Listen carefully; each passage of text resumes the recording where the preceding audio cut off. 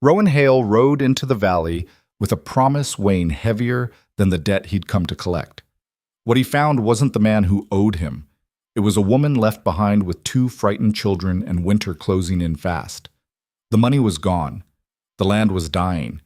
Any reasonable man would have walked away. Instead, Rowan made an offer that shocked them both.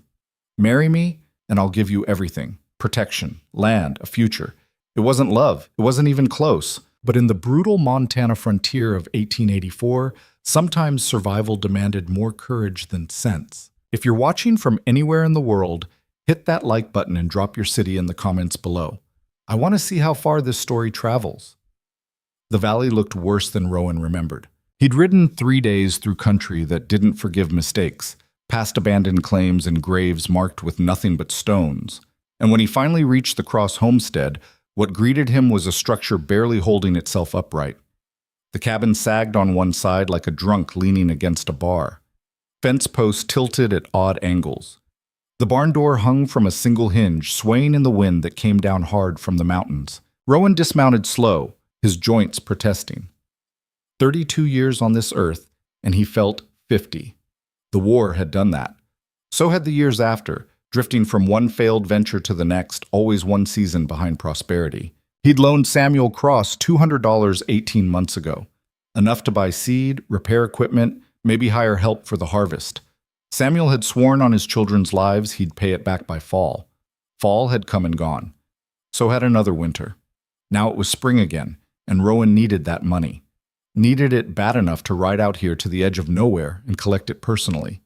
The door opened before he could knock. The woman who stood there wasn't what he expected. She was thin, too thin, with dark hair pulled back severe and eyes that had seen things she'd rather forget.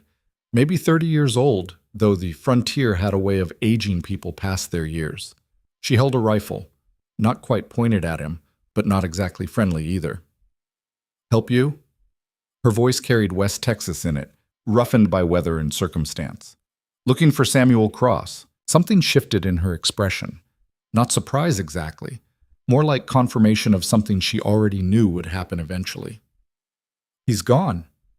Rowan waited. When she didn't elaborate, he said, "Gone where?" "Just gone. Left 4 months back. Took the horse, what little money we had, and didn't leave word where he was headed or when he'd be back." She said it flat, like she was reading from a ledger. "If you're here about the debt, I can't help you." Behind her, movement. 2 small faces appeared at the edge of the doorframe. A girl, maybe 7, with her mother's dark hair.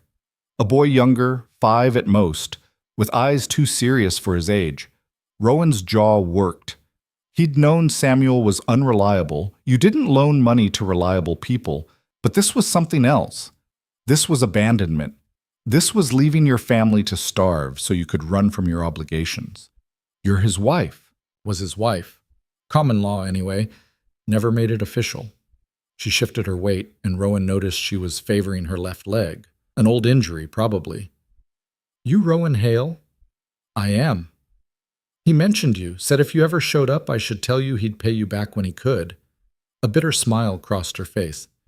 "Guess that makes 2 of us waiting on Samuel Cross to do right by his word." The wind picked up, carrying the smell of pine and approaching rain. The children drew back from the door, and the woman, Lena, Samuel had called her in his letters, tightened her grip on the rifle. "I don't have your money," she said. "Don't have much of anything. So, unless you're planning to take the land, which isn't worth the paper it's printed on, I can't settle his debt." Rowan looked past her into the cabin. Dim interior, sparse furniture. A pot hanging over a fire that looked like it hadn't seen a full meal in weeks. The place smelled like poverty and desperation. He should walk away, cut his losses. The money was gone, Samuel was gone, and standing here wouldn't change either fact. But something stopped him. Maybe it was the way those kids looked at him. Not scared exactly, just resigned, like they'd learned early that adults were mostly disappointment. Maybe it was the set of Lena's shoulders trying to hold herself straight despite the fatigue written in every line of her body. "What's your name?" he asked. "Lena Cross. Though I'm considering dropping the cross part. You got any family? Anywhere to go?" Her laugh had no humor in it. "If I did, you think I'd still be here?" "Fair point." Rowan glanced around the property again. The well looked functional, at least. Some cleared land, though it had gone to weeds. A few chickens scratching in the dirt. Not much, but not nothing either. "How long can you hold out?" he asked. "Why do you care?" "Just answer the question." Lena studied him, those sharp eyes taking his measure. Whatever she saw there, it made her lower the rifle slightly. "Month, maybe. We've got enough flour and beans to last that long if we're careful. After that," she shrugged, "after that I figure we head to Virginia City. I can work, take in laundry or cleaning. The children can, well, they can do whatever children do when their mother's working 14-hour days just to keep them fed." The girl's hand found the boys. They stood there together, silent witnesses to their mother's options running out. Rowan had made a lot of bad decisions in his life. Joining the cavalry, staying in Montana after the war, loaning money to a man he barely knew. But standing there in that dying valley, looking at a woman trying to hold together a life that was falling apart in her hands, he made another one. "I've got a homestead," he said, 40 miles northwest, up in the timber country. It's not much, needs work, needs everything really, but it's got potential. Good water, defensible position, enough cleared land for crops and room to expand. He paused. "I could use help running it." Lena's eyes narrowed. "I'm not interested in charity." "Not offering charity, offering a proposition." "What kind of proposition?" This was the part that sounded crazy even to him. But Rowan had learned that sometimes the only way through a problem was straight at it, no matter how absurd the path looked. "Marry me. Take the children. Come north. Help me build that place into something that works. In exchange, you get protection, a home, and a stake in whatever we make of it." The silence that followed felt like it lasted a year. Lena stared at him like he'd grown a second head. "You're joking." "Do I look like I'm joking?" "You don't even know me. I know you're still standing here when most people would have given up already. I know you're practical enough to hold on to a rifle when a stranger shows up, and I know you need a way out that doesn't involve selling yourself short in some mining town." He met her eyes. "I need someone who won't quit when things get hard. Frontier doesn't care about romance, Lena. It cares about who can survive it." The boy whispered something to his sister. The girl shushed him, but her eyes stayed fixed on Rowan with an intensity that reminded him of young soldiers trying to decide if their sergeant would get them killed or keep them alive. "This is insane," Lena said, but her voice had lost some of its certainty. "Probably. But you got a better option?" "I don't know you. You could be anything. A criminal, a drunk, violent. Could be. But I'm not." Rowan gestured at the failing homestead around them. "This place is dying, Lena. You know it, and I know it. Samuel saw it too. That's why he ran. You can stay here and go down with it, drag those kids into poverty with you, or you can take a chance on something that might actually work." "Why?" The question came out sharp. "Why would you do this? You don't owe us anything. We owe you." Rowan considered his answer carefully. He could tell her about the loneliness of running a homestead alone, about how the frontier broke solitary people, ground them down until they either found community or went mad, about how he'd watched too many good claims fail because one person couldn't handle the endless work. But those reasons felt too complicated, too revealing. Instead, he said, "Because I'm tired of failing, and I think you are too." Lena's hand went to her daughter's shoulder, an unconscious protective gesture. The rifle drooped further until it pointed at the ground instead of anywhere near Rowan. "If I said yes, and I'm not saying I am, what would you expect?" "Work. Honesty, a fair effort at making it work." He paused. "I'm not looking for a wife in the traditional sense, if that's what you're worried about. I'm looking for a partner, someone who'll pull their weight and help build something worth having." "And the children?" "They're part of the deal. I won't pretend I know anything about raising kids, but I won't mistreat them either. They'd have a roof, food, and a chance at something better than this." The girl tugged on Lena's skirt. "Mama?" Lena didn't look down, keeping her eyes on Rowan. "This is crazy," she said again, but this time it sounded less like a rejection and more like she was trying to convince herself of something. "Life's crazy," Rowan said. "Might as well be crazy in a direction that helps instead of hurts." The rain started then, fat drops that hit the dusty ground and raised the smell of dry earth desperate for water. Within seconds, it became a downpour, the kind that turned roads to mud and made travel impossible. Lena glanced at the sky, then back at Rowan. You can't ride in this. Stable's mostly intact. Put your horse there. You can stay the night, and we'll talk more in the morning when you've had time to reconsider this ridiculous idea. It wasn't acceptance, but it wasn't refusal either. Rowan would take it. He led his horse to the leaning structure that passed for a stable, unsaddled her, and made sure she had water and what little hay remained. The rain hammered the roof, finding gaps and leaking through in a dozen places. By the time he made it back to the cabin, he was soaked through. Lena had cleared a space near the fire. Not welcoming exactly, but not hostile. She'd put the rifle away, which Rowan took as a good sign. "Coffee's weak," she said, handing him a tin cup, "but it's hot." The children sat at a rough-hewn table, watching him with those two serious eyes. Up close, Rowan could see they were undernourished. Not starving, but getting there. The girl had freckles across her nose and her mother's stubborn chin. The boy looked like he'd been crying recently, though he was trying hard not to show it. "What are your names?" Rowan asked. The girl glanced at her mother, who nodded. "I'm Maddie." "That's Eli." She said it with a formality that broke Rowan's heart a little. Kids shouldn't have to be this careful. "Pleased to meet you both." He sipped the coffee. She was right. It was weak, probably twice-used grounds. "I'm Rowan," Eli whispered to Maddie again. She translated, even though Rowan had heard him fine. "He wants to know if you're really going to marry Mama." Lena's face flushed. "Maddie, that's not... We're just talking. Mr. Hale made a suggestion, that's all." "It's okay," Rowan said. He looked at Eli. "I made an offer to your mama. Whether she takes it is up to her. But yeah, if she says yes, that's what I'm proposing." "Why?" Maddie asked. Apparently directness ran in the family. "Because your mama needs help, and I need help, and sometimes two people struggling separately can do better together." "That's not very romantic." Rowan almost smiled. "No, it's not. But romance doesn't keep the roof from leaking or food on the table. Partnership might." Lena busied herself with something at the stove, her back to the room. Rowan could see the tension in her shoulders, the way she held herself together through sheer will. They ate thin soup for dinner, more water than substance, and Lena rationed out small portions of bread that had seen better days. The children didn't complain, which told Rowan they'd learned to accept whatever they got. After the meal, Lena sent them to the loft to sleep. Once they were out of earshot, she turned to Rowan. "This is insane," she said for the third time. "You've mentioned that. I don't know anything about you. You could be lying about the homestead. You could have a dozen wives already. You could—" "But I don't," Rowan interrupted. "The homestead's real. I've got the deed papers in my saddlebag if you want to see them. No wives, no entanglements, just a lot of land that's too much for one person to handle alone." Lena sat down heavily, like her legs had been holding her up through force of will, and finally gave out. "I swore when Samuel left that I'd never depend on a man again, that I'd find my own way, make my own path. This isn't dependence, it's collaboration." "Is there a difference?" "Yeah. In dependence, one person holds all the power. In collaboration, it's shared. You'd have as much say in how things run as I would. Probably more, since I've never run a household worth a damn." She laughed, bitter and tired. "And you think I have? Look around, Rowan. This place is falling apart.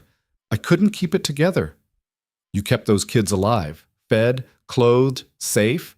In a place like this with no help? That's not failure, Lena. That's borderline miraculous." The firelight caught the moisture in her eyes.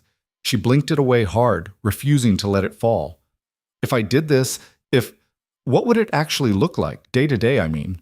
Rowan had thought about this during the long ride out. "We'd need to leave soon before the high passes close for the season. Travel light, take what we can carry. Once we're there, it's work from dawn to dark. Building, planting, hunting, preserving food for winter. The cabin needs finishing, the barn needs repairs, and we'd need to put up enough supplies to last until spring." He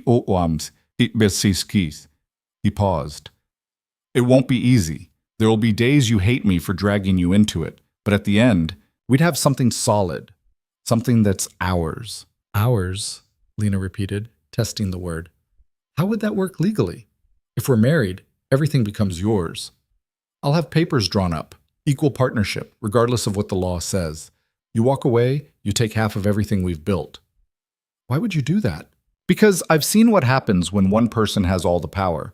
Saw it in the army, saw it in failed towns all over this territory. It corrupts things, makes them unstable. I want something stable, Lena. I'm tired of things falling apart. She studied him for a long moment. You really mean this? This crazy, improbable thing? I do. And if I say no? Rowan shrugged. Then I ride out tomorrow. You keep trying to make this work, and we both take our chances alone. But I think we'd both do better together. The rain had settled into a steady drumming on the roof. Somewhere in the loft, one of the children coughed. The fire popped, sending sparks up the chimney. I need time to think, Lena said finally. Fair enough. I'll sleep in the stable tonight. You've got until morning. That's not much time for a decision this big. No, Rowan agreed. But how much time do any of us really have? He stood, preparing to head back out into the rain, when Lena's voice stopped him. Rowan? He turned. Why'd you really come here? The truth. He could have lied, could have stuck with the story about collecting the debt, but something in her eyes demanded honesty, and Rowan was tired of lying, especially to himself. I came because I needed that money, but I stayed because I saw someone who hadn't quit when they had every reason to. The frontier's full of people who gave up the first time things got hard. You're still here, still fighting. That's worth more than $200. Lena didn't respond, just nodded once. Rowan grabbed his bedroll and headed for the stable. The horse greeted him with a soft whicker. He made a space in the driest corner, listening to the rain and thinking about all the ways this could go wrong. He'd made the offer on impulse, driven by something he couldn't quite name. Pity, maybe. Or recognition. Seeing in Lena the same stubborn refusal to surrender that had kept him alive through the war and the hard years after. But underneath that was something else. A bone-deep weariness of being alone. Of making decisions with no one to check him. Working land with no one to share the burden. The homestead had good bones, but it needed more than one person's effort to thrive. It needed family, even if that family was assembled from desperation and practical necessity rather than love. Sleep came in fits. Every time he drifted off, his mind conjured problems. Lena saying no, Lena saying yes but resenting it, the journey north going bad, the children hating him, the whole enterprise collapsing under the weight of its own improbability. Dawn came gray and cold. The rain had stopped, leaving everything dripping and muddy. Rowan fed his horse, then made his way back to the cabin. Lena was already up, starting a fire. She'd braided her hair back tight, and there were dark circles under her eyes that suggested she'd slept about as well as he had. Coffee? She offered. Please. They sat in silence while it brewed. The children were still asleep, their soft breathing audible from the loft. Finally, Lena said, I have conditions. Rowan's heart kicked up. All right. First, this is a partnership. Equal say in all decisions. You don't get to override me just because you're, she gestured vaguely, a man or whatever. Agreed. Second, the children are my responsibility. You don't punish them. You don't make decisions about them without talking to me first. Fair. Third, if this doesn't work, if we try it and it's a disaster, we part ways clean. No blame, no debt, just an honest attempt that failed. I can live with that. Lena took a breath. And fourth, this marriage, it's practical. I can't be someone's wife in all the ways that usually means. Not yet. Maybe not ever. I understand. Do you?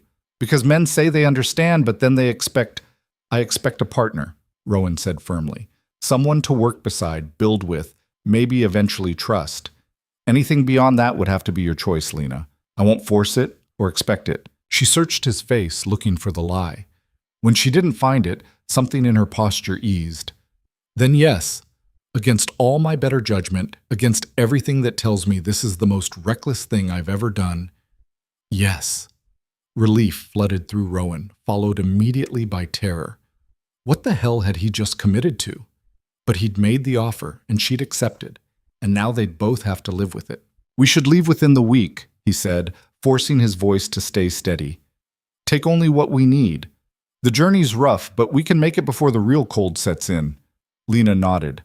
I'll tell the children this morning they'll need time to adjust to the idea. How do you think they'll take it? Honestly, I have no idea.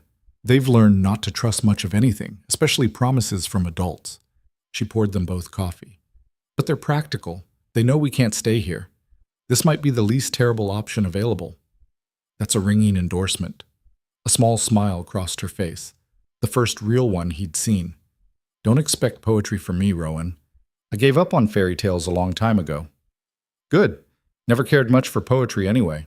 The children woke shortly after, tumbling down from the loft with the resilience of youth. They stopped short when they saw Rowan still there, sharing coffee with their mother like it was the most natural thing in the world. Lena gestured them over. Come here. We need to talk. They approached cautiously, Maddie slightly in front, protective of her younger brother. Rowan stayed still, letting Lena take the lead. Mr. Hale and I have made a decision, Lena began. We're going to... She paused, choosing her words carefully. We're going to join our households.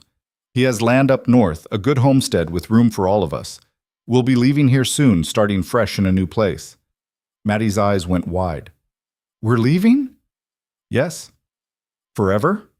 Lena glanced at the cabin, at the land that had taken so much and given back so little. Yes. Forever. Eli looked at Rowan. Are you going to be our father? The question hit harder than expected. Rowan had prepared for logistical questions, practical concerns. Not this. I'm going to be... He started, then stopped. What was he going to be? Not their father, that was Samuel, worthless though he was. Not quite a stranger anymore, but not family either.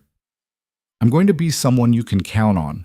Someone who'll keep you safe and fed and give you a place to call home. Is that enough? Eli considered this with the seriousness of someone much older. Then he nodded once, decisive. Maddie was harder to read. What if we don't like it there? Then we'll figure something out, Rowan said. But I think you might surprise yourself. Mama says we shouldn't trust promises. Smart kid. Your mama's right to be cautious, but some promises are worth the risk. The next days blurred together in a flurry of preparation. They packed what little they had, clothes, a few tools, Lena's sewing kit, a single book of fairy tales that Maddie refused to leave behind. Rowan rode to the nearest town, filed papers with a circuit judge who raised his eyebrows at the hastily arranged marriage but signed off anyway. When he returned, Lena had sorted their possessions into what could come and what had to stay. The abandoned pile was larger. Ready? Rowan asked on the morning they were set to leave. Lena looked at the cabin one last time. Despite everything, this had been her home, the place where she'd tried to build a life, where she'd given birth to hope and watched it slowly die.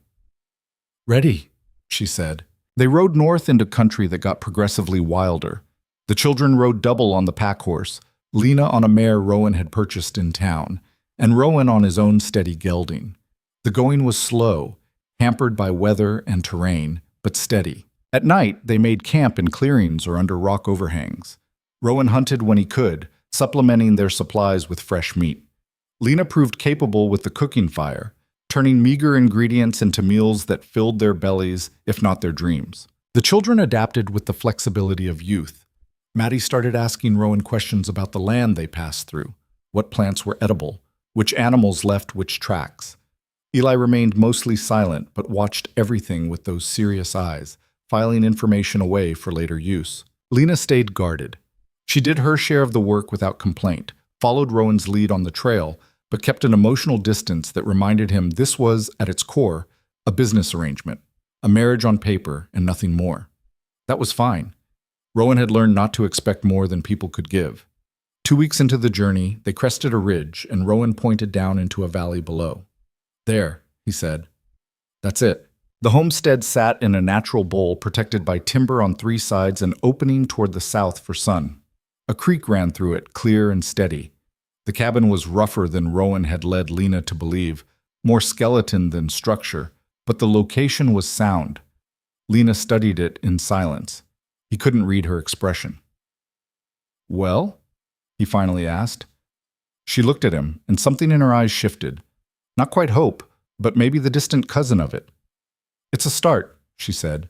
And for now, Rowan thought as they began the descent into their new life, that would have to be enough. The first night in the cabin, Lena didn't sleep. She lay on the rough pallet Rowan had fashioned in the corner. Her corner, he'd said, giving her what little privacy the single-room structure afforded, and listened to the wind test every gap in the walls. The children were curled together near the fireplace, finally still after hours of restless shifting. Rowan had taken his bedroll outside despite the cold, saying something about needing to check the perimeter. More likely he was giving her space, or taking it for himself. She stared at the ceiling beams, barely visible in the dim glow of banked coals, and cataloged everything wrong with this place. The roof leaked in at least 4 spots. The door hung crooked on leather hinges that wouldn't last the winter. There was no real floor, just packed earth that would turn to mud with the first hard rain. The chimney drew poorly, filling the room with smoke whenever the wind shifted. And yet, the walls were solid pine, thick enough to hold heat. The foundation stones were level and well placed. The location was defensible, water was close, and the timber surrounding them meant fuel and building materials for years to come. It was, as she'd said, a start. But starts required finishing.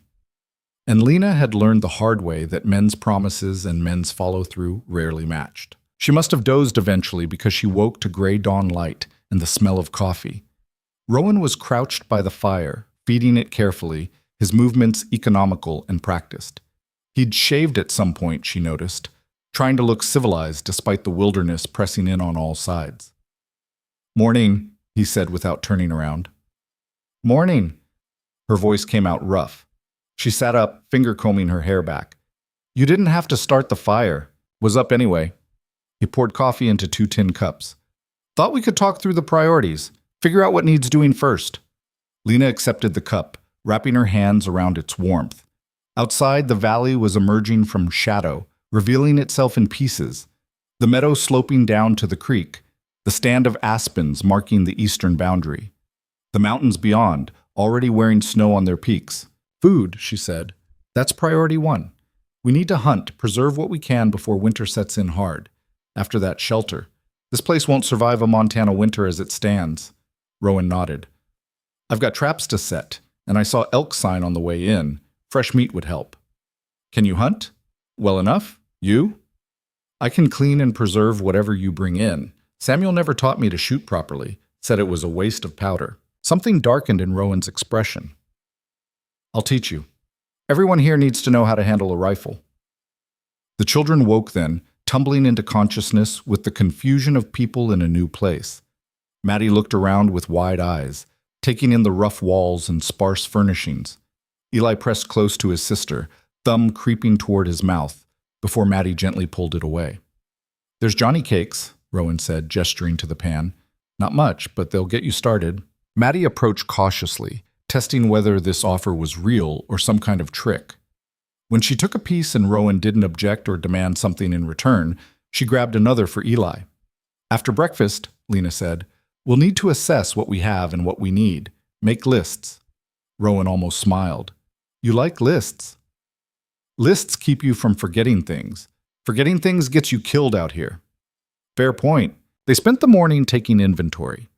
Rowan had supplies cached in a dugout behind the cabin. Flour, salt, dried beans, ammunition, tools in various states of repair. Not enough for 4 people through a hard winter, but more than Lena had expected.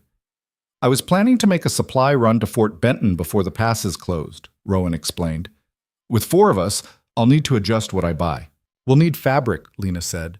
"The children are growing out of everything, and I'll need to make proper winter clothes for all of us." "Add it to the list." Maddie had discovered the creek and was crouched at its edge, watching water bugs skate across the surface. Eli stayed closer to the cabin, collecting pine cones in careful piles. "They're quiet," Rowan observed. "They learned to be. Samuel didn't like noise." "I'm not Samuel." "No," Lena agreed, "but they don't know that yet. They don't know what to expect from you." "What should I expect from them?" Lena considered this. Maddie will test boundaries. She needs to know where the lines are, what's safe and what isn't. Eli's the opposite. He'll make himself invisible if he can. Try not to be a burden. She paused. Neither of them should have to be that way. They should get to be children. Then we'll work on that. But it might take time. Everything worth doing takes time. By afternoon, Rowan had the trap set and was working on the roof while Lena organized the interior. The children helped where they could, fetching tools and holding things steady.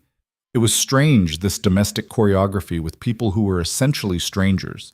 Everyone moving carefully, trying not to bump into boundaries they didn't yet understand. Rowan came down from the roof as the sun started its descent. There's a lot that needs patching. I can get the worst spots covered before dark, but we'll need to do a proper job before the snow comes. How long do we have? Month, maybe 6 weeks if we're lucky. He wiped sweat from his forehead despite the cold. I'll ride to Fort Benton day after tomorrow. Be gone about a week. Think you can hold things here? Lena stiffened. You're leaving? Just for supplies. I'll move faster alone and someone needs to stay with the homestead. You're leaving me here, in a place I don't know, with children to protect. I'll show you everything before I go. Where the rifle is, how to secure the cabin, what to do if anyone comes by. He met her eyes. I wouldn't leave if I didn't think you could handle it. That's not the point. The point is... She stopped, trying to articulate the fear coiling in her gut. The point is, I just got here. We just got here, and you're already leaving. Understanding crossed Rowan's face. I'm coming back, Lena. Samuel said that too. I'm not Samuel, Rowan repeated, firm this time. I made you a promise. I keep my promises. Everyone says that until they don't. He was quiet for a moment, then said, What would convince you? Nothing. That's the problem. Lena turned away, angry at herself for showing this weakness. Do what you need to do. We'll manage. But that night, after the children were asleep, Rowan sat across from her at the rough table and pulled out a leather folder. These are the deed papers for this land. If something happens to me, and I mean actually happens, not just me changing my mind, everything goes to you. The land, the supplies, all of it. He pushed the papers toward her. I've written it out clear, witnessed in Fort Benton last year when I filed the claim. Lena stared at the documents. Why are you showing me this? Because you're right not to trust easily. Because I want you to know that even if the worst happens, you and the children won't be left with nothing. He tapped the papers. This is real, Lena. This partnership, this place. I'm not running. She picked up the papers, scanning the formal language. Everything he'd said was there in black ink. The land described in careful legal terms, the improvements noted, and at the bottom, a clause she hadn't expected. In the event of my death or permanent absence, all rights and claims transfer to Lena Cross Hale, with full ownership. You added my name. While we were in town, the judge wasn't happy about it, said it was unusual, but he signed off. Why would you do this? You barely know me. Rowan leaned back, the chair creaking under his weight. My father lost everything because he didn't plan for the worst, died sudden, and the claim went to creditors before my mother could even bury him. She ended up in a charity house, died there 6 months later. His jaw worked. I swore I'd never leave someone that vulnerable. So yeah, maybe it's too much too soon, but I'd rather be a fool for trusting too much than leave you stranded. Lena folded the papers carefully, her throat tight. I'll keep these safe. Good. He stood, stretching. I'll teach you the rifle tomorrow. Day after that, I ride out. 5 days there, day for supplies, 5 back. I'll be home in 12 days, weather permitting. And if the weather doesn't permit, then it takes longer, but I'll get back. He paused at the door. You believe that? Lena wanted to say yes, wanted to believe that this man, this strange arrangement, this improbable gamble might actually work. But belief required trust, and trust required time she wasn't sure they had.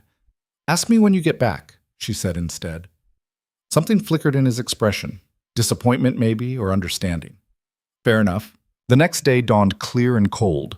Rowan spent the morning teaching Lena the rifle, showing her how to load, sight, and fire the heavy weapon. She was a quick study, her hand steady despite the kickback that bruised her shoulder. You're thinking too much, Rowan said after her 5th shot went wide. Trust your instincts. The rifle's an extension of you, not a separate tool. That's easy for you to say. You've been doing this for years. And you've been surviving for years. Same principle. He adjusted her grip. Try again. This time she hit the target, a rotted stump 50 yards out. Not center, but close enough. Better, Rowan said. Keep practicing while I'm gone. The children should learn too, when they're ready. Maddie had been watching from the cabin steps. Can I try? Rowan glanced at Lena, who hesitated, then nodded. He showed Maddie a lighter rifle, teaching her the same way he'd taught Lena. Patient, methodical. Treating her like someone capable of learning rather than a child to be dismissed. Maddie absorbed it all with fierce concentration, and when she hit the target on her third try, her whoop of triumph echoed across the valley. Even Eli smiled at that. That evening, Rowan packed his saddlebags with methodical care. Lena watched from the doorway, trying not to catalog all the ways this could go wrong. "You have the list?" she asked. "Right here." He patted his pocket. "Flour, salt, sugar, fabric, needles, ammunition, nails, lamp oil, and whatever else looks useful that I can afford. Don't spend everything. We'll need reserves." "I know." He cinched the last strap. "Lena, if anyone comes by while I'm gone, travelers, trappers, anyone, you be polite but careful. Don't tell them I'm not here. Just say I'm out checking traps." "You think someone might cause trouble?" "I think it's better to be cautious. This valley's isolated, which is good, but it also means help's far away if you need it." The fear she'd been holding at bay crept closer. "Maybe you shouldn't go. We need those supplies. And you need to know you can hold this place without me." He met her eyes. "That's part of the partnership, too. Both of us capable. Both of us strong enough to handle things alone when we have to." "I don't feel very strong." "You're still standing. That's stronger than most people get." He left at dawn, the horse's hooves muffled in the meadow grass. Lena stood in the cabin doorway with the children flanking her, watching until he disappeared into the timber. The valley felt bigger with him gone, more vulnerable. "Is he coming back?" Eli whispered. "He said he would." "But is he?" Lena pulled both children close. "I don't know, sweetheart. I really don't know." The first day alone, Lena kept herself busy. She cleaned the cabin thoroughly, organized their meager supplies, started mending clothes by the fire. The children helped without being asked, falling into old patterns of making themselves useful. By the second day, restlessness set in. Lena took the rifle and walked the property boundaries, learning the land the way Rowan had described it. The creek was clean and fast-moving, fed by springs higher up. The meadow would support a good garden come spring. The timber was dense but manageable, mostly pine and spruce with some aspen mixed in. On the third day, she checked Rowan's traps and found 2 rabbits. The sight of them, proof that the land could provide, steadied something in her chest. She cleaned them the way her mother had taught her years ago, before everything went wrong, and made a stew that actually filled their bellies. "This is good, Mama," Maddie said, scraping her bowl clean. "We'll have more. The traps work. The land's generous if you know how to ask it." "You think Mr. Hale knows how to ask it?" Lena considered this. "I think he's learning. Same as us." The fourth night, a storm rolled in. Wind howled through the gaps in the walls, and rain found every weakness in the roof.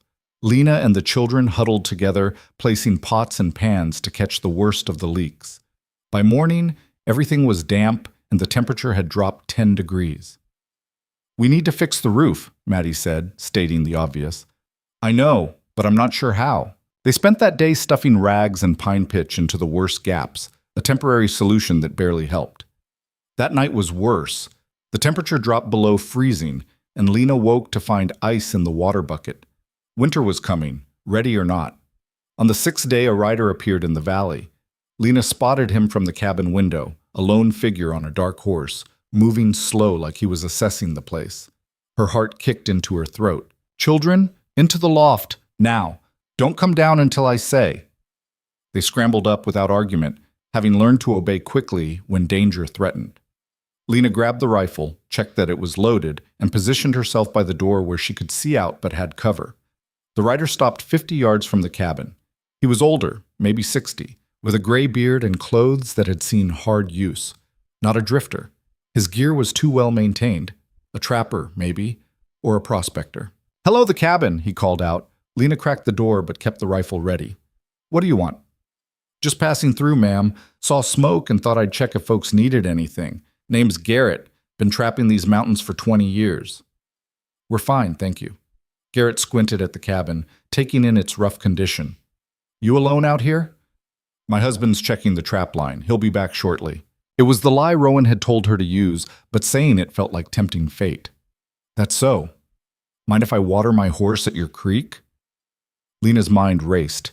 Refusing might make him suspicious, but agreeing meant letting him closer, giving him time to assess their vulnerabilities. "All right, but make it quick. Garrett dismounted slow, leading his horse toward the water. Lena watched from the door, rifle still in hand.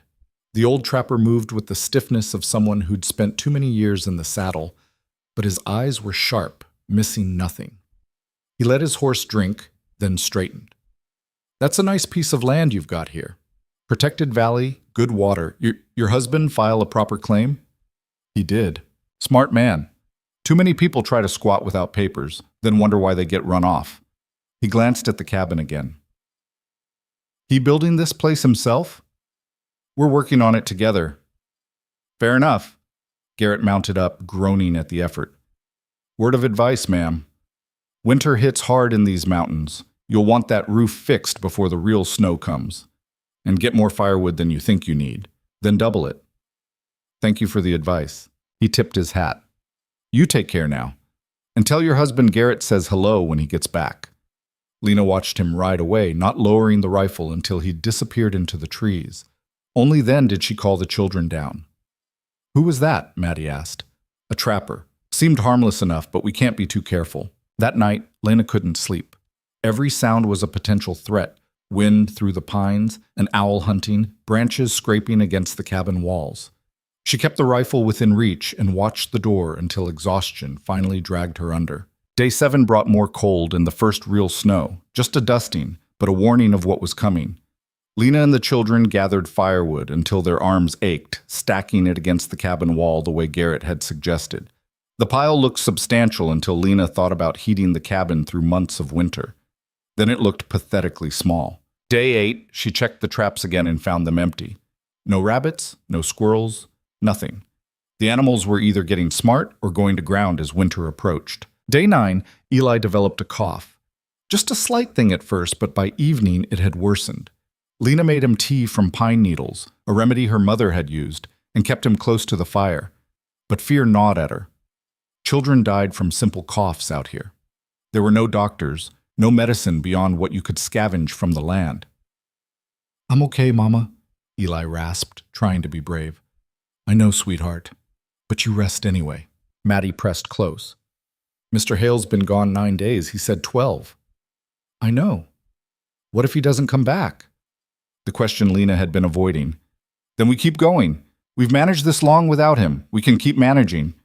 But she didn't believe it, and from Maddie's expression, neither did she. Day 10 dawned clear but brutally cold. Eli's cough had improved slightly, enough that Lena's panic receded from immediate to merely constant. She was outside splitting wood, poorly, but getting better, when movement in the trees caught her eye. A rider, coming from the north.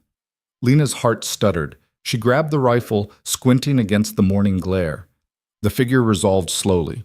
A man on a familiar gray horse, saddlebags bulging with supplies. Rowan. He raised a hand in greeting, and something in Lena's chest unclenched so suddenly it almost hurt. She didn't run to meet him. Pride prevented that. But she didn't hide her relief either. "You're back," she said when he reached the cabin. "Told you I would be." He dismounted stiffly, favoring his left leg. "How'd things go?" "We survived. That's about all I can say." She gestured to the cabin. "The roof's worse than we thought. Had a trapper come through, ask questions, and Eli's been coughing." Rowan's expression sharpened. "He all right?" "Better today, but it scared me." "Let me check on him." Rowan grabbed one of the saddlebags and headed inside. Lena heard his voice, low and calm, talking to the children. When he emerged a few minutes later, he looked tired but not worried. "The cough sounds better. I brought medicine from Fort Benton, willow bark and honey. That should help." He started unloading the other supplies. "Got everything on the list and then some. Fabric like you wanted, extra ammunition, nails, tar paper for the roof. You spent too much. We needed it. Winter's not going to wait for us to be ready." They worked together unloading and organizing the supplies. The children hovered nearby, watching Rowan like they weren't quite sure he was real. Finally, Maddie broke. "You came back." Rowan looked at her, understanding what she wasn't saying. "I said I would. But people say things." "They do, but I meant it." He pulled something from his pocket, 2 peppermint sticks. "Brought these for you and Eli. Figure you've earned them, holding down the homestead while I was gone." Maddie took them carefully, like they might disappear. "Thank you." That night the cabin felt less empty. Rowan built up the fire and made venison steaks from meat he'd brought back. Actual thick cuts, not the thin rations they'd been subsisting on. Lena's mouth watered at the smell. "Eat," Rowan said, serving generous portions. "We've got enough, and you all look too thin." Lena wanted to argue, to maintain the careful rationing that had kept them alive this long. But hunger won. The meat was rich and savory, and for the first time in months she felt actually full.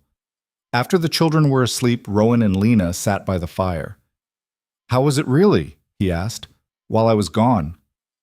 "Terrifying," Lena admitted. "Every sound was a threat. Every decision felt like it could get us killed. And when Eli got sick," her voice cracked, "I didn't know what to do." "But you managed, kept them safe, kept the place running." "Barely. Barely's enough sometimes," Rowan poked at the fire. "I worried the whole time I was gone, kept thinking about all the things that could go wrong, pushed the horse harder than I should have getting back. The trapper, Garrett, he asked questions. About you, about our claim. I didn't like it. Garrett's all right. Known him for years. He was probably just being neighborly, but you were smart to be cautious."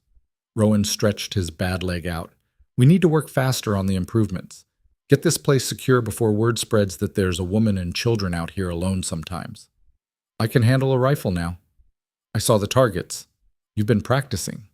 "Didn't have much else to do." Lena pulled her shawl tighter. "The roof needs fixing first. Then we need more firewood. Then 100 other things." "I know." Rowan stood, wincing. "But we'll take it one task at a time, together." The word hung there. Together. Not her alone, not him alone, both of them, shouldering the burden. "Rowan," Lena said as he headed for his bedroll. He turned. "I'm glad you came back." A small smile crossed his face. "Me too." The next weeks fell into a rhythm of relentless work. Rowan and Lena attacked the roof first, stripping away rotted sections and replacing them with fresh pine shingles sealed with tar paper. It was brutal labor, cold, dangerous, and exhausting. More than once, Lena's hands slipped on the icy wood, nearly sending her tumbling. But they kept at it, and slowly, the cabin became weathertight. The children helped where they could. Maddie proved good at measuring and cutting, her small hands precise. Eli, still recovering from the cough, mostly fetched tools and kept the fire going. Neither complained, even when the work stretched from dawn until dark. "Why do we have to do so much?" Maddie asked one evening, her voice carrying frustration. "Because the land doesn't care if we're tired," Lena said.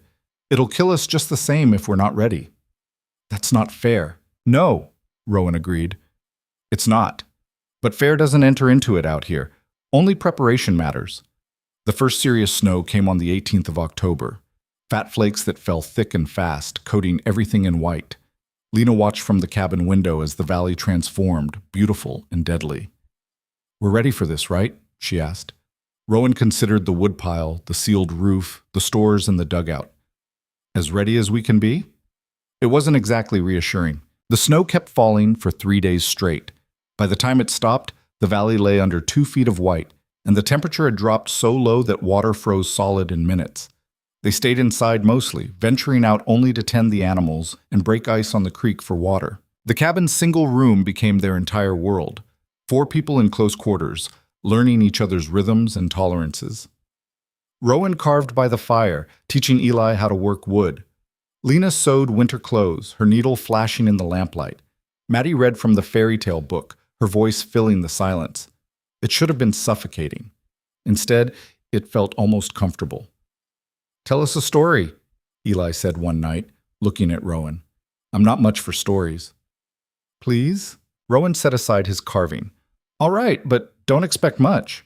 He thought for a moment. "When I was with the cavalry, we had a scout named Two Rivers, half Shoshone, half French, and meaner than a badger when crossed. One winter, we got caught in a blizzard up in the Bitterroots. Makes this storm look gentle. We holed up in a canyon, thinking we'd wait it out. But the snow just kept coming." The children leaned forward. Even Lena found herself listening. "After 5 days, we were out of food and nearly out of firewood. The officer in charge wanted to try pushing through, but Two Rivers said that was suicide. Said the only way out was to go deeper into the canyon, find the hot springs he remembered from his childhood." Rowan's voice took on the rhythm of a practiced storyteller. Half the men thought he was crazy, but the other half were desperate enough to try. So we went deeper, following 2 rivers through snow so deep the horses could barely move. "Did you find them?"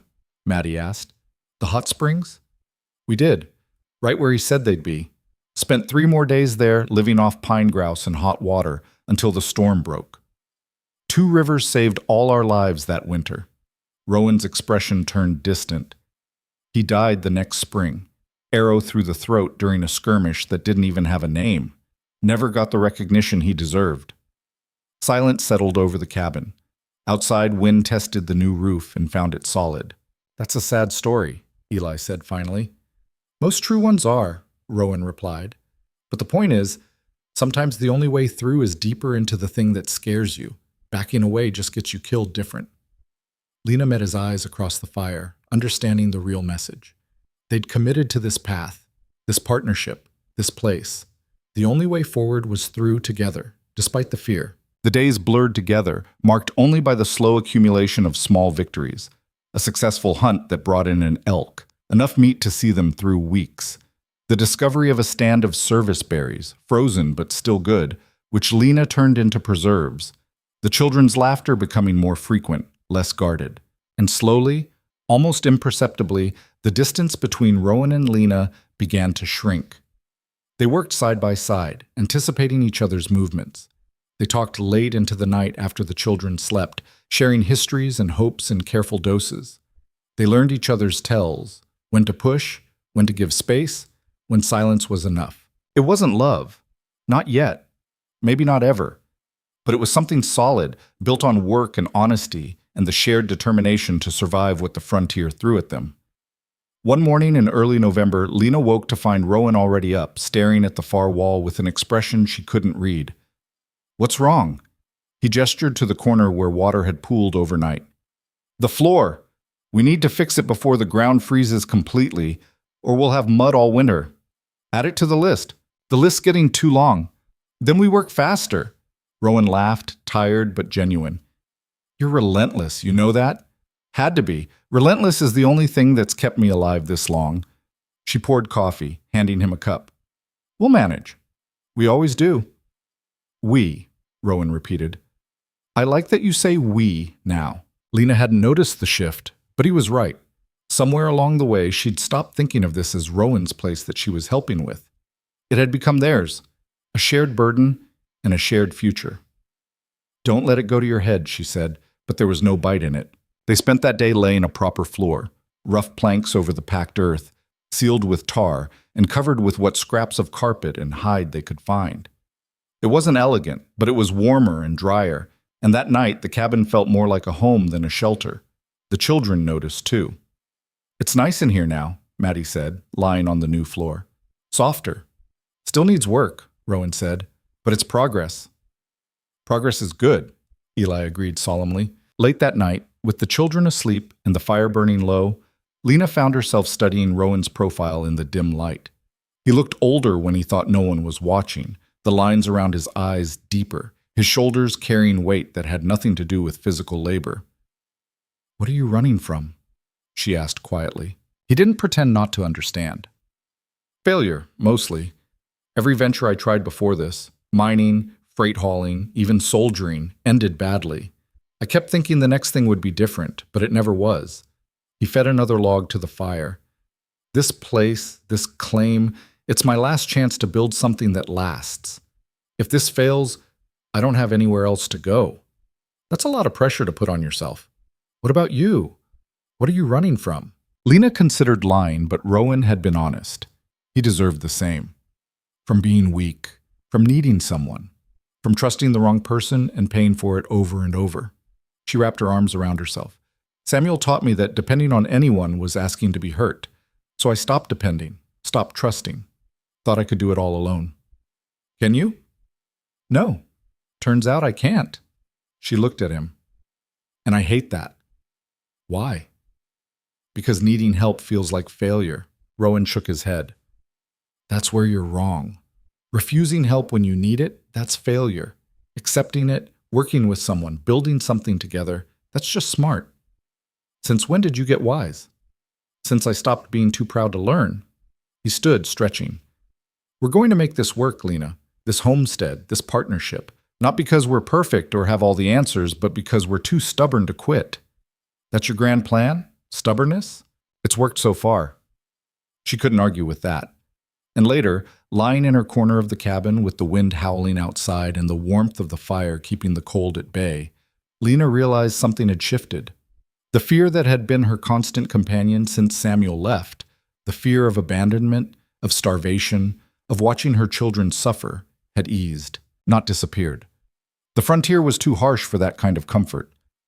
But it had receded, pushed back by something stronger, the growing belief that maybe, just maybe, this fragile partnership might actually survive. Outside, the first winter storm of the season gathered strength in the mountains. But inside the cabin, 4 people who'd been strangers weeks ago slept warm and fed and safe. It wasn't much, but it was theirs. And for now, that was enough. Winter arrived with teeth bared, turning the valley into something beautiful and merciless. The snow that had seemed manageable in early November became relentless by December, piling against the cabin walls in drifts that reached the windows. Rowan spent hours each day just keeping pathways clear, to the barn, to the creek, to the woodpile. The work was endless and punishing, but necessary. Inside, the cabin had settled into rhythms that felt almost normal. Lena managed the cooking and mending while teaching Maddie letters and numbers. Eli helped Rowan with the animals, feeding the chickens and learning to milk the cow they'd traded for in late November. The space was cramped, the air often thick with smoke when the wind blew wrong, but they'd made it livable. Still, the proximity wore on everyone. 4 people sharing one room meant there was no privacy, no escape from each other's moods and frustrations. When Rowan was irritable from pain in his bad leg, everyone felt it. When Lena grew sharp-tongued from exhaustion, the whole cabin tensed. The children absorbed it all, growing quiet and watchful on bad days. It was on one of those bad days, 3 weeks into December, that everything came to a head. The morning started wrong. The fire had gone out overnight despite Rowan banking it carefully, and they woke to a cabin so cold their breath fogged. Rowan cursed under his breath as he rebuilt it, his fingers clumsy with cold. Lena tried to help and knocked over the water bucket, spilling precious liquid across the new floor. "Careful," Rowan snapped. "I am being careful. Maybe if you'd built the shelf properly, the bucket wouldn't tip so easily. The shelf's fine. You just weren't paying attention." Lena's jaw tightened. "Don't talk to me like I'm careless." "Then don't act like it." The children retreated to the loft without being told, recognizing the signs of an argument building. Lena grabbed a rag and started mopping up the water, her movement sharp with anger. "This isn't working," she said, not looking at him. Rowan paused in his fire building. "What isn't?" "This. All of this." She gestured at the cabin, at him, at everything.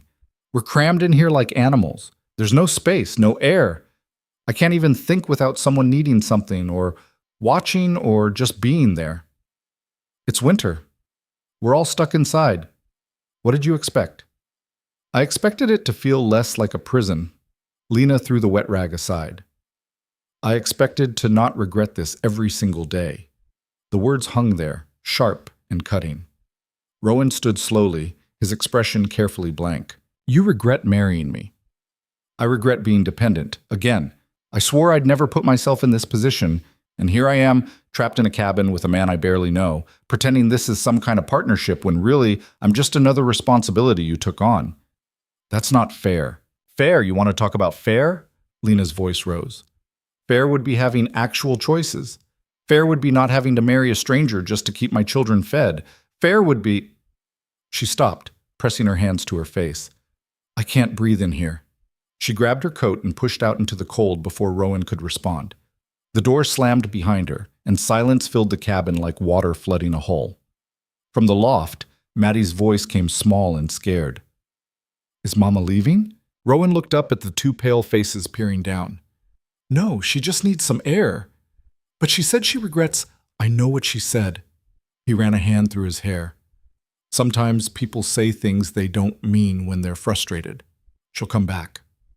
But even as he said it, doubt crept in. What if she didn't? What if this whole arrangement had been a mistake from the start? A desperate gamble that was finally revealing itself as the disaster it always was. Outside, Lana stood in the snow, her anger already fading into something worse: shame. She'd lashed out at the one person who'd actually helped her, who'd kept his promises when he had no real obligation to.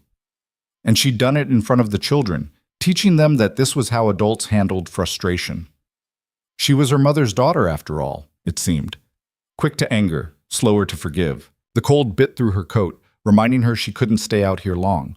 But going back meant facing what she'd said, and Lena wasn't ready for that. She walked toward the creek instead, following the path Rowan had carved through the snow. The water ran dark between ice-crusted banks, still flowing despite the freeze. Lena crouched beside it, watching the current. Her reflection wavered there, distorted and unclear. She barely recognized herself anymore. This hard, bitter woman who couldn't accept help without resenting it. "You'll freeze if you stay out here much longer." She turned to find Rowan standing a few yards back, his coat pulled tight against the wind. He'd given her space, she realized. Not followed immediately, but not abandoned her either. "I'm sorry," she said. "What I said in there, it wasn't fair." Some of it was. He moved closer but didn't crowd her. "You're right that this is hard, that being dependent goes against everything you've built in yourself. I get that." "Do you?" "Yeah, I do." He stared at the creek. "After the war, I couldn't stand anyone helping me. Felt like charity, like I was broken, and everyone could see it. So I pushed people away, insisted I could handle everything alone. Took me years to figure out that refusing help wasn't strength. It was just pride dressed up as independence." Lena pulled her coat tighter. "I don't know how to do this. How to be part of something without losing myself in it. Then we figure it out together. Make new rules that work for both of us." Rowan turned to face her. "But Lena, you need to decide. Are we actually partners? Or am I just a temporary solution until you can get clear of me? Because I can't build something real if you've got one foot out the door." The question cut through her defenses, exposing the truth she'd been avoiding. She was still holding back, still treating this as provisional, still waiting for the other shoe to drop. "I don't know how to trust this," she admitted. "Every time I've relied on someone, they've either left or hurt me. So I keep expecting you to do the same." "I know, but at some point you have to decide whether that expectation is protecting you or just guaranteeing you'll be alone." He met her eyes. "I'm not Samuel. I'm not your father, or whoever else failed you. I'm just a man trying to build something that lasts. And I want you to be part of that, but only if you actually want it too." The wind picked up, carrying snow in stinging sheets. Lena's face was numb with cold, but inside, something was shifting. Rowan was right. She'd been living in reaction to past hurts instead of present reality. And in doing so, she was sabotaging the one thing that might actually work. "I want it," she said quietly. "I'm just scared." "Then be scared. But be scared while we're building this thing, not while you're running from it." She almost laughed. "That's your advice? Just be scared. Fear doesn't go away just because you ignore it. Might as well put it to use." They stood there in the cold, the creek running between them and the cabin waiting behind. Finally, Lena said, "I need to apologize to the children. They shouldn't have heard me say those things. They're tough. They'll survive." "That's not the point. They shouldn't have to be tough about everything." They walked back together, not touching but close enough that their presence was a shared warmth against the cold. Inside, the children were huddled by the fire, their faces anxious. Lena knelt in front of them. "I'm sorry you heard that. I said things I didn't mean because I was frustrated and tired, and that's not fair to any of you." "Are we leaving?" Eli asked. "No, sweetheart. We're not leaving." "But you said—" "I know what I said, but sometimes grown-ups say things when they're upset that don't reflect what they really want."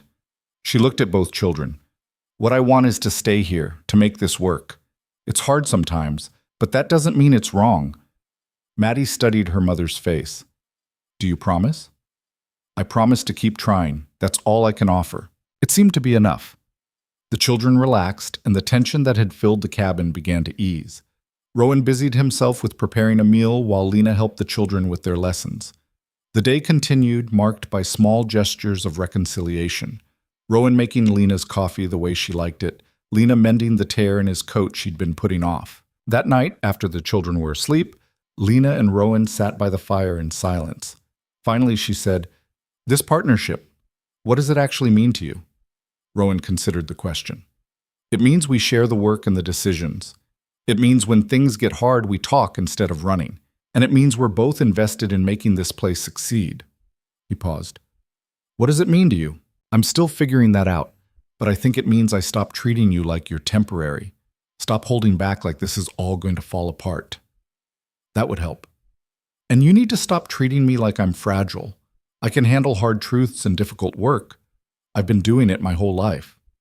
Fair enough, Rowan added a log to the fire. So we're doing this. Actually committing. Yeah, we are. Lena took a breath. But I need something from you.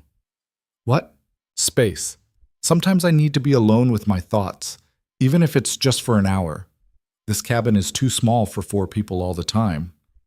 I can work on building a separate room come spring, add on to the cabin, give you and the children some privacy. The offer surprised her. You'd do that? This is your home too. It should work for you. He stretched his bad leg out. Besides, I could use some privacy myself sometimes. We all need room to breathe. It was such a small thing, but it mattered. The acknowledgement that her needs were legitimate, that the partnership meant adapting to each other rather than one person accommodating the other. Thank you, Lena said. Don't thank me yet.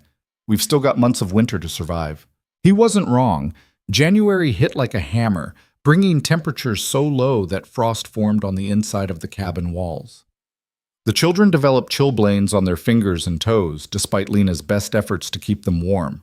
Food stores, which had seemed adequate, began to look thin as the month dragged on. Rowan spent hours hunting in brutal conditions, coming back empty-handed more often than not. The game had moved to lower elevations or gone to ground entirely. What little meat they had was stretched thin, supplemented by beans and flour, until even those began to run low. We need to ration more carefully, Lena said one evening, staring at their diminished supplies. We're already eating less than we should. Then we eat even less. Make everything last until spring. And if spring's late? If the snow doesn't melt until May? Lena didn't have an answer for that. They were gambling everything on timing and luck, and both were notoriously unreliable on the frontier. The next morning, Rowan made a decision. I'm going to try the high country. There might be elk up there, sheltering in the timber. That's a 2-day trip in good weather in this cold. I know the risks, but we need meat, Lena. We're not going to make it otherwise. She wanted to argue, to tell him it was too dangerous. But he was right. They needed food more than they needed safety. Take extra blankets, and if the weather turns, you come back immediately. Yes, ma'am? He was trying for humor, but his eyes showed the same worry she felt. He left before dawn, moving into the timber with his rifle and a pack loaded with minimal supplies. Lena watched from the window until he disappeared, then turned back to face another day of making almost nothing stretch to feed 3 people. The children were quieter than usual, sensing the tension. Maddie helped with chores without being asked while Eli sat by the fire, coughing occasionally. The cough had never fully gone away, and Lena worried it would turn into something worse. That first day without Rowan crawled by. Lena kept herself busy with endless small tasks, mending, cleaning, organizing things that didn't need organizing, anything to keep her mind from imagining all the ways Rowan might not come back. Night fell, and she lay awake listening to wind howl around the cabin. Somewhere out there, Rowan was alone in the dark and cold, hunting for food they desperately needed. The weight of their dependence on him pressed down like a physical thing. The second day was worse. A storm moved in around noon, turning the world white and howling. Visibility dropped to nothing, and the temperature plummeted. Lena kept the fire high and the children close, trying not to show her fear. Mr. Hale will be all right, Maddie said more to herself than anyone else. Of course he will, Lena replied, praying it was true. By nightfall, the storm had intensified. Wind drove snow through every crack and gap in the cabin, and even with the fire roaring, the cold was brutal. Lena pulled the children into her bedroll, all 3 of them huddled together for warmth. Tell us a story, Mama, Eli whispered. So she did, making up tales of brave children who survived impossible odds, who found their way home through storms and darkness. Stories she needed to believe in as much as they did. Dawn of the 3rd day broke clear and bitterly cold. Lena was up before the sun, watching the tree line for any sign of movement. The children woke and joined her vigil, all 3 of them silent and waiting. An hour passed, then 2. Maybe we should go look for him, Maddie suggested. We don't know which direction he went. We'd just get lost ourselves. Lena's voice was steady, but her hands shook. Then, movement at the edge of the clearing. A figure emerged from the trees, moving slowly under a heavy burden. Rowan, with what looked like half an elk strapped to his back. Lena's legs moved before her mind caught up. She was outside in just her shawl, running through snow that came to her knees, reaching Rowan as he stumbled into the cleared area around the cabin. "You got one," she said stupidly. "Got one."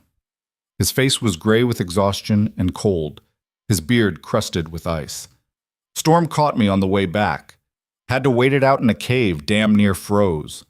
She wanted to yell at him for taking such risks, for scaring her like that. Instead, she grabbed his arm. "Come inside, you're half frozen." Together, they got the meat to the cabin and Rowan inside. His hands were so cold he couldn't feel them, and his feet were worse. Lena worked on removing his frozen boots while Maddie brought hot water. "This was stupid," Lena said as she rubbed feeling back into his feet. "You could have died out there." "But I didn't, and now we have meat for months." He winced as sensation returned in painful tingles. "Worth it." "Don't do it again. Not alone. Next time we find another way." Rowan looked at her and something passed between them. Understanding, maybe. Or recognition that they'd both been scared, that this partnership meant caring whether the other person came back. "All right," he said. "Next time, different plan." The meat changed everything. With food secured, the desperate edge of their existence dulled. They could eat full meals again, could stop rationing every scrap. The children's faces filled out, and color returned to their cheeks. But more than that, something had shifted in the cabin's atmosphere.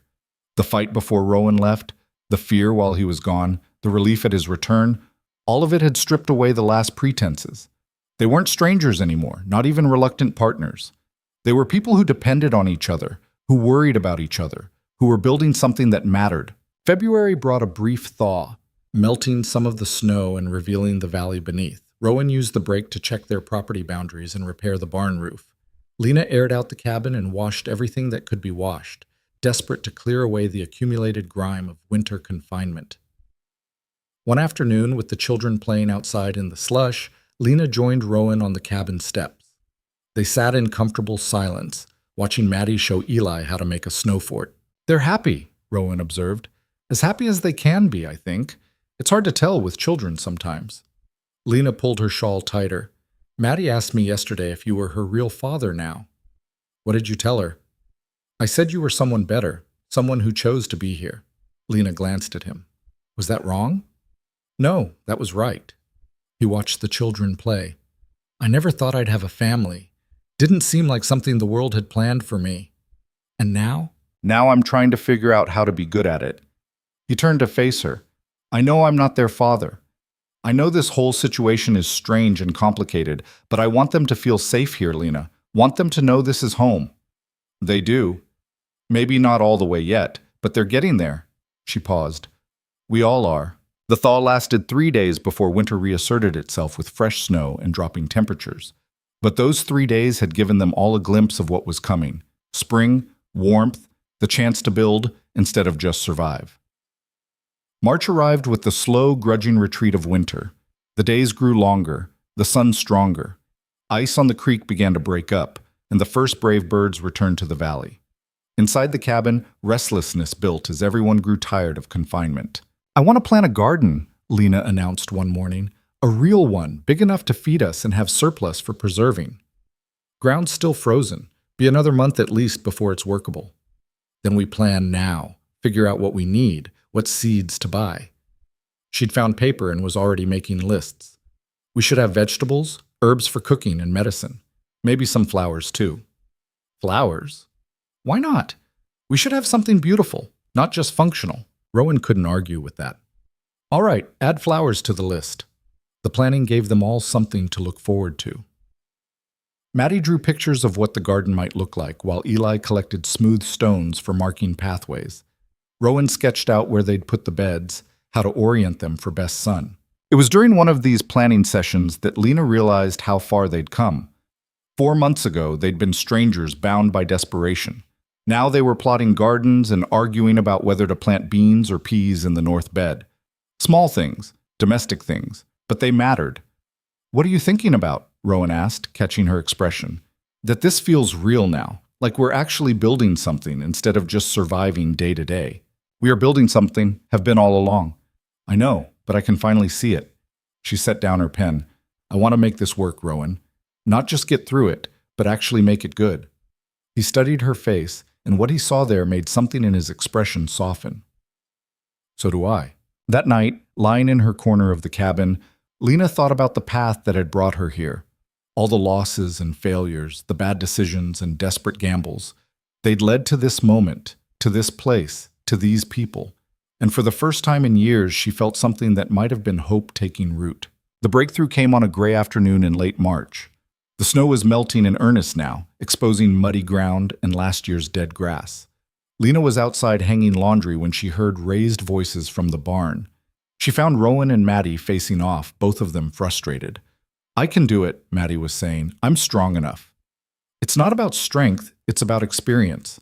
That cow kicks, and you're not quick enough yet to get out of the way.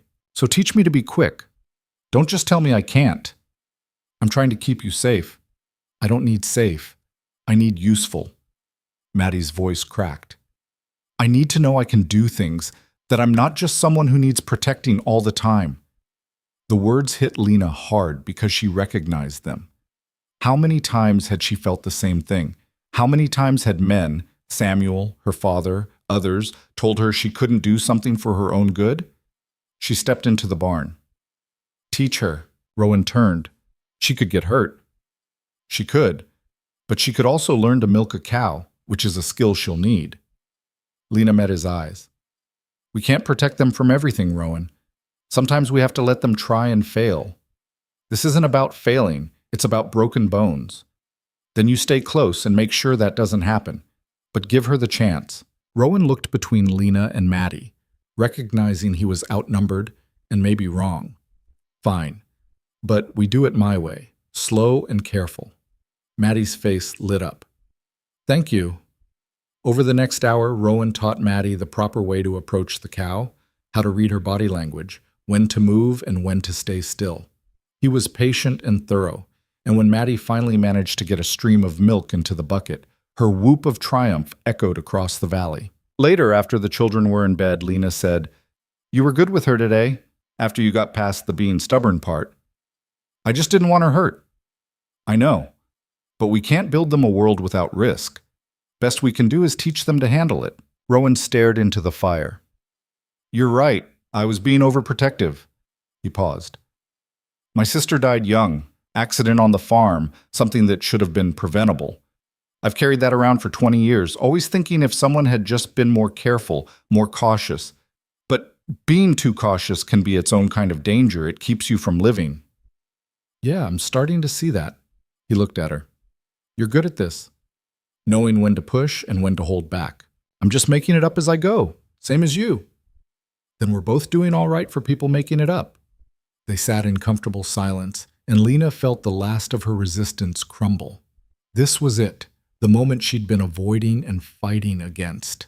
The moment she had to choose to actually be here, fully present and committed, instead of holding part of herself back in case everything fell apart. Rowan? Her voice was quiet. Yeah?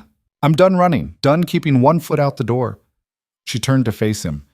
This is my home, you're my partner, and I'm choosing that, not just accepting it because I have to. The firelight caught in his eyes. You sure? As sure as I can be about anything. She managed a small smile. We're going to fight sometimes. I'm going to get frustrated and say things I don't mean. You're going to be overprotective and stubborn, but I'm done treating this like it's temporary. Rowan reached across the space between them and took her hand. It was the first time they touched deliberately, and Lena felt the calluses on his palm, the strength in his grip. Then we build this right, he said, together. No more half measures. No more half measures, she agreed. Outside, the spring wind moved through the valley, carrying with it the promise of warmth and new growth. Inside the cabin, two people who'd started as strangers sat hand in hand by the fire, choosing each other deliberately and with full knowledge of the risks. It wasn't love, not yet, but it was something real and chosen and worth fighting for. And that, Lena thought, was maybe better than love anyway. Love could be fleeting, based on feelings that changed with the weather. But partnership built on honesty and shared purpose, that could last, that could weather the storms ahead and come out stronger. In the loft, Maddie lay awake, listening to the adults talk below.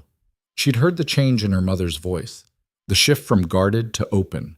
And she'd seen the way Mr. Hale, Rowan, looked at Mama, like she was someone worth listening to, worth respecting.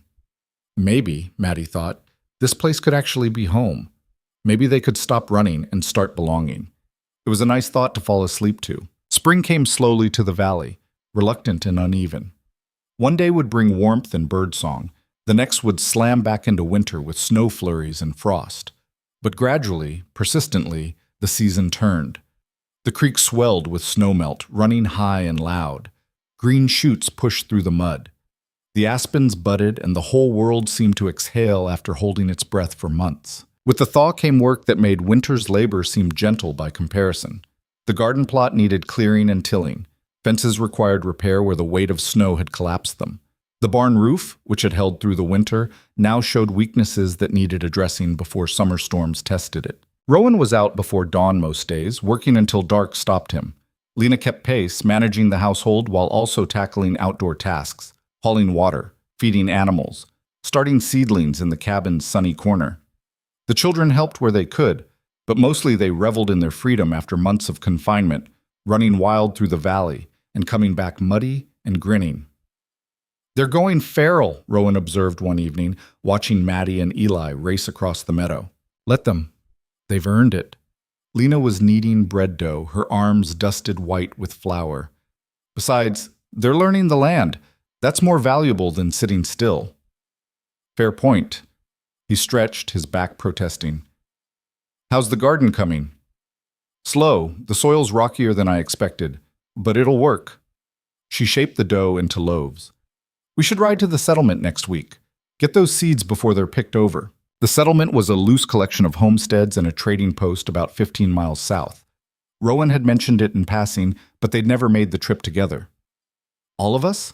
he asked. "Unless you think we should split up." "No. Better to stay together." He didn't elaborate, but Lena understood. The frontier was safer in numbers, especially with children involved.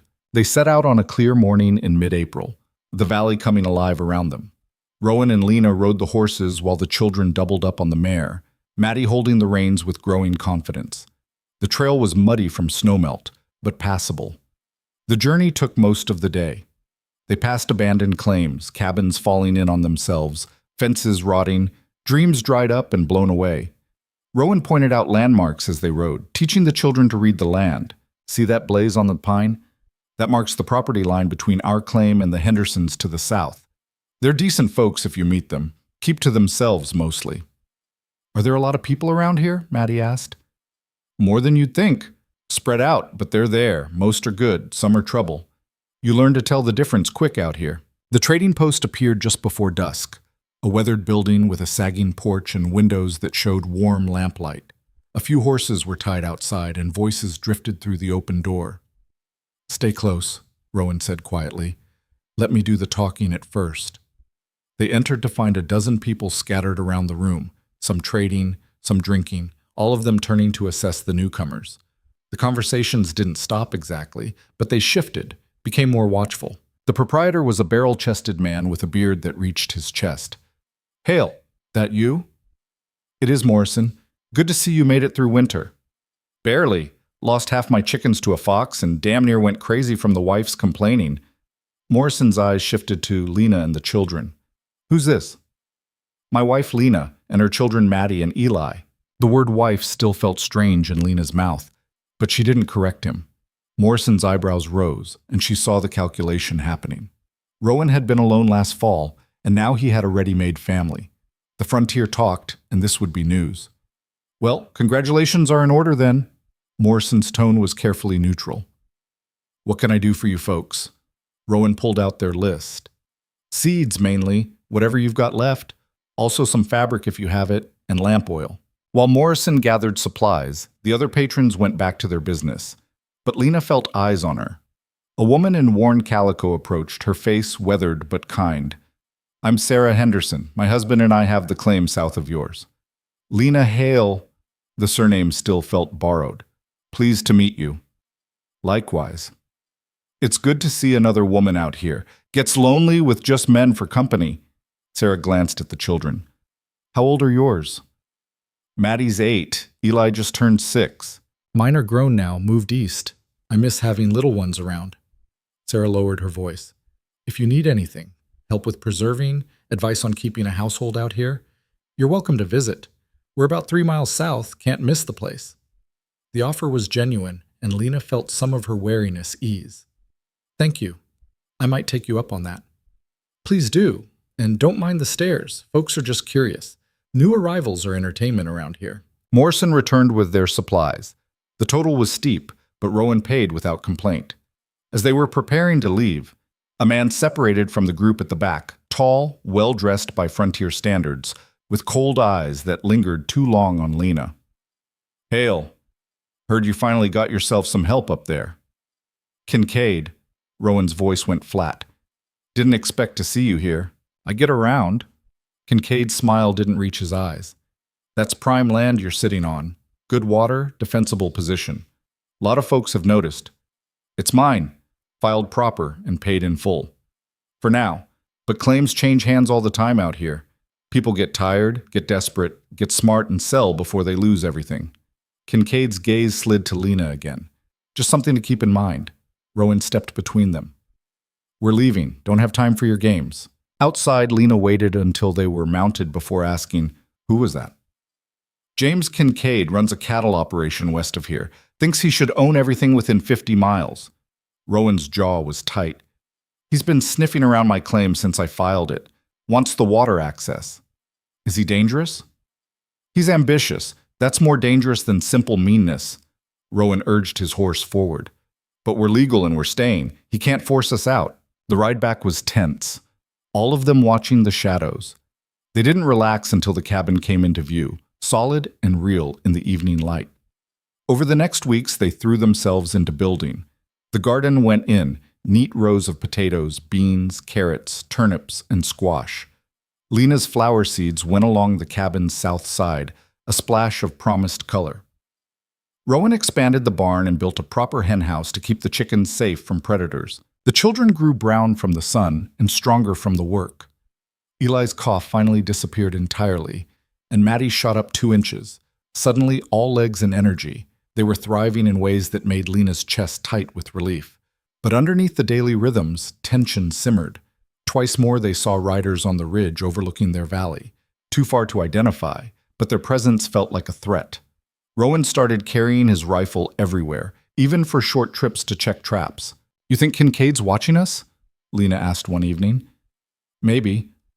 Or maybe I'm just paranoid. He cleaned the rifle methodically. Either way, being careful won't hurt. In late May, the tension broke. Rowan was working on fence posts in the far meadow when a rider approached, not trying to hide, just coming straight down the trail. Lena spotted him from the garden and called for the children. Inside, now! They obeyed without question, and Lena grabbed the rifle. But as the rider got closer, she recognized Sarah Henderson's husband, Tom, a quiet man with steady hands and an honest face. Mrs. Hale, he called, stopping a respectful distance out. Don't mean to alarm you, just wanted to bring word. Lena lowered the rifle slightly. What word? Kincaid's been asking questions about your claim, about whether it's being worked proper, about your husband's finances. Tom's face was serious. He's looking for angles, thought you should know. Why would you tell us this? Because Sarah likes you, and I don't like bullies. Kincaid's been pushing people out for years. Your land would give him control of the whole northern valley. He won't let it go easy. Tom shifted in his saddle. Watch yourselves, and if you need witnesses to your improvements, to how you're working the claim proper, we'll stand for you. The offer meant more than Lena could express. Thank you. After Tom left, she found Rowan and relayed the conversation. His expression darkened. He's going to try something, just a matter of when. Can he actually take our land? If he can prove we're not meeting the homestead requirements, that we're not improving it, not living on it continuous, he could challenge the claim, or he could just make life so difficult we give up and leave. Rowan drove the post into the ground with unnecessary force. But we're not leaving. No, Lena agreed. We're not. That night, they sat together long after the children slept, making plans. They'd accelerate improvements, document everything, make sure no technicality could be used against them, and they'd be ready if Kincaid tried something more direct. We should make it official, Rowan said suddenly. Lena looked at him. Official how? We're already married on paper. Barely. Quick ceremony in front of a circuit judge who couldn't have cared less. I'm talking about something real, something the community witnesses. He met her eyes. It'd strengthen our claim, show we're committed, that this is a real homestead with a real family. You want to have a wedding, an actual wedding. It's practical, gives us another layer of legitimacy. Lena studied him in the firelight, trying to read what he wasn't saying. Is that the only reason? Rowan was quiet for a long moment. No, I guess it's not. His voice was careful. When we got married in town, it was a transaction. Two desperate people making a deal. But that's not what this is anymore. At least not for me. Her heart kicked up. What is it for you? A partnership I want to honor, people I care about. He looked down at his hands. I know you said you'd stopped running, but I want you to know I'm not running either. This is where I want to be. Lena felt the weight of the moment, the significance of what he was offering. Not love exactly, not yet, but something close. Respect. Commitment. The choice to stand together, not because they had to, but because they wanted to. All right, she said. Let's do it proper. Word spread faster than Lena expected.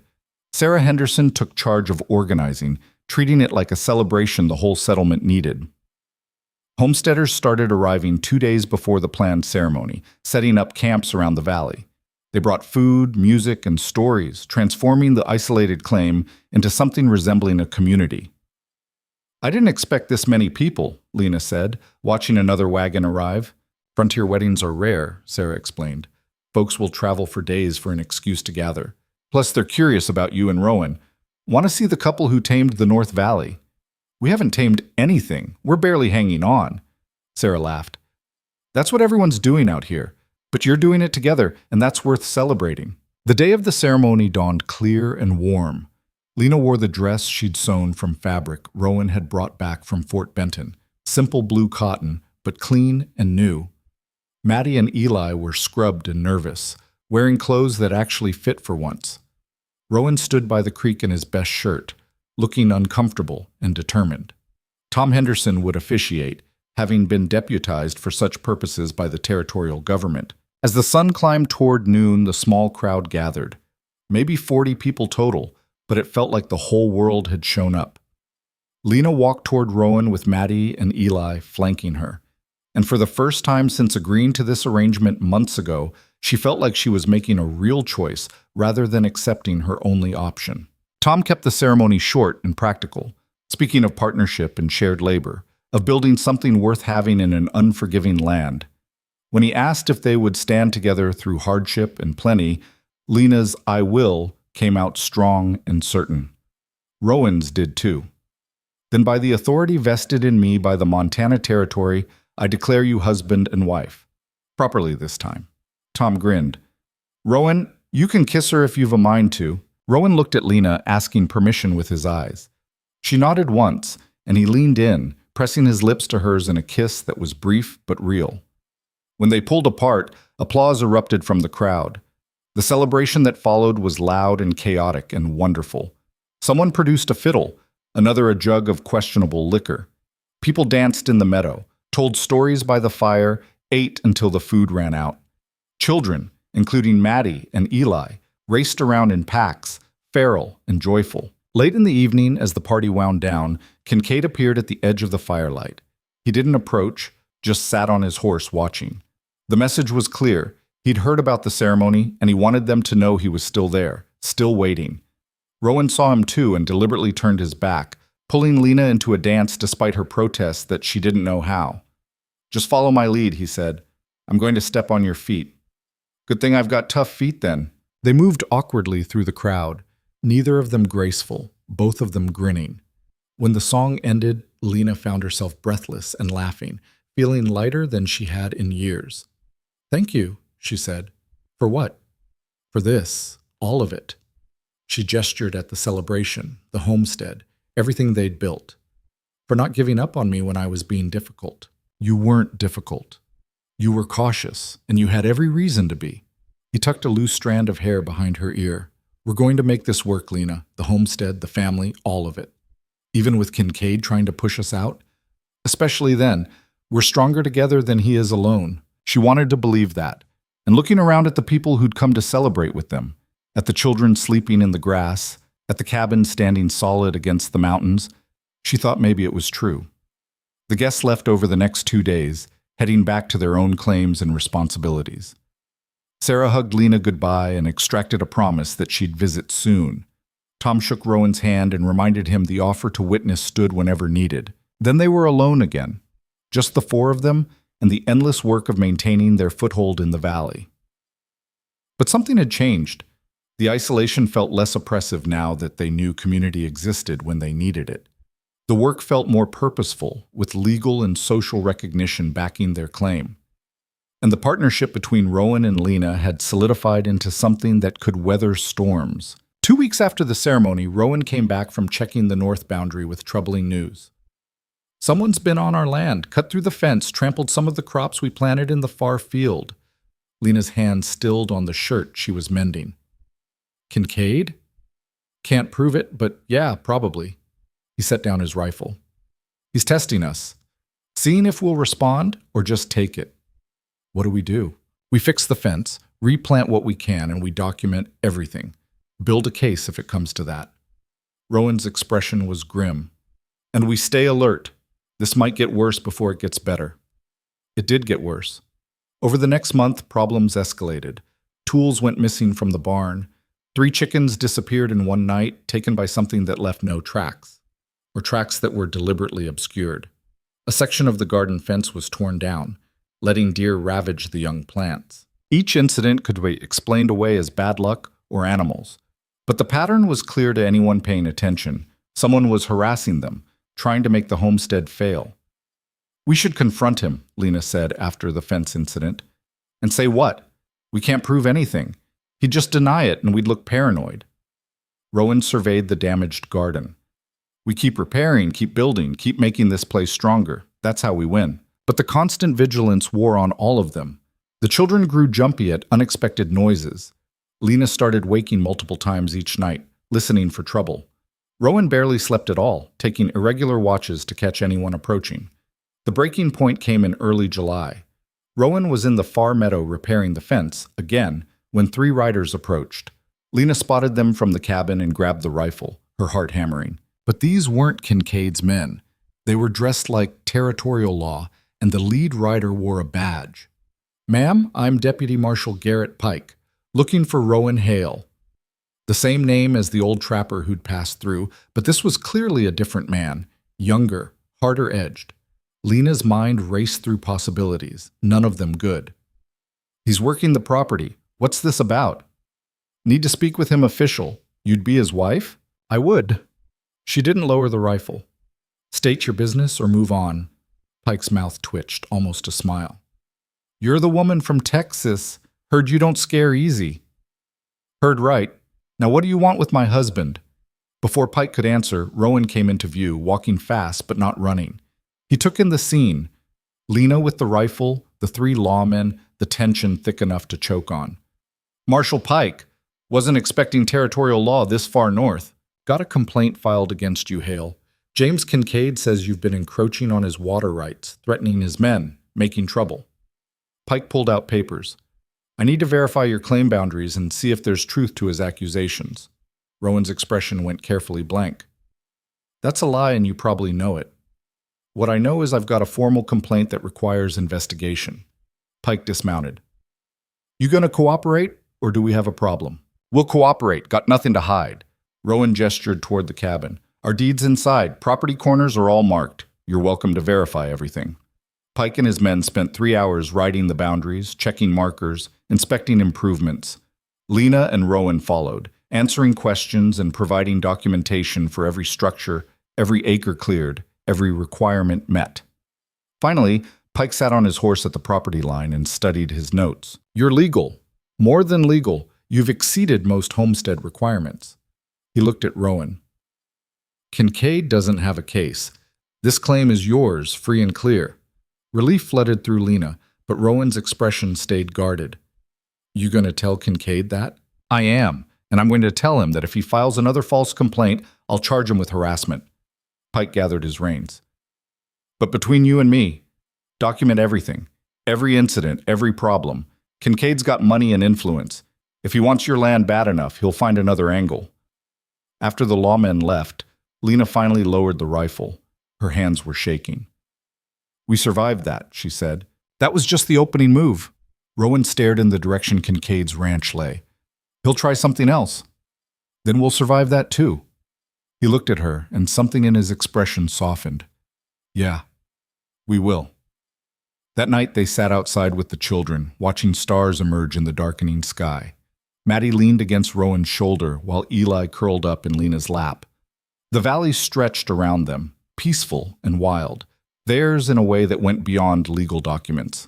Tell us about the stars, Eli said sleepily. Rowan pointed upward. That bright one there is the North Star. Sailors use it for navigation because it doesn't move. Always points true north. How do they know it's the right star? Maddie asked. They learn to recognize it. Takes practice. But once you know what to look for, you never mistake it for anything else. Lena understood the metaphor. They'd found their North Star in this valley, in this partnership, and now they had to trust they could navigate by it, even when everything else shifted and changed. We're going to be all right, she said, as much to herself as to anyone else. Rowan's hand found hers in the darkness. Yeah, we are. And sitting there under the vast Montana sky, surrounded by families she'd chosen and land she'd fought for, Lena believed it. The stars were still visible when Lena woke the next morning, though dawn was creeping up the eastern ridge. She'd slept poorly, her mind churning through possibilities and fears. Beside her, the children breathed softly, still deep in dreams. Across the cabin, Rowan's bedroll was already empty. She found him outside, standing at the edge of the clearing with his rifle resting in the crook of his arm, just watching, waiting. You didn't sleep, she said. Slept enough. He didn't turn. Been thinking about what Pike said, about documenting everything. We've been doing that. Not thoroughly enough. If Kincaid comes at us legal, we need records that can't be disputed. Dates, witnesses, proof of every improvement. He finally looked at her. And we need to make this place so productive, so clearly worked, that no judge could rule against us. Lena understood what he wasn't saying. They had to work harder, faster, better than they already were. The thought was exhausting, but she nodded.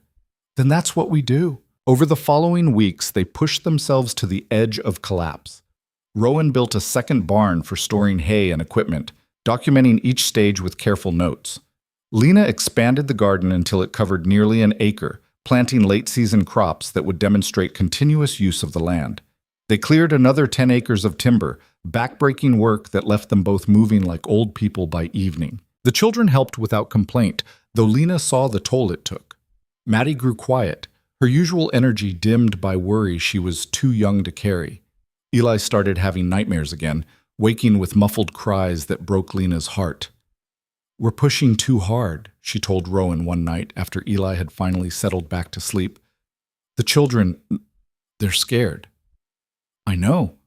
But if we lose this place, they'll have worse than fear to deal with. Will they? Or are we making them pay the price for our stubbornness? Rowan set down the harness he was mending. You think we should give up? Let Kincaid win? I think we should remember why we're fighting. It's supposed to be for them, for a better life. But if this life is constant fear and exhaustion, what's the point? The question hung between them, sharp and uncomfortable.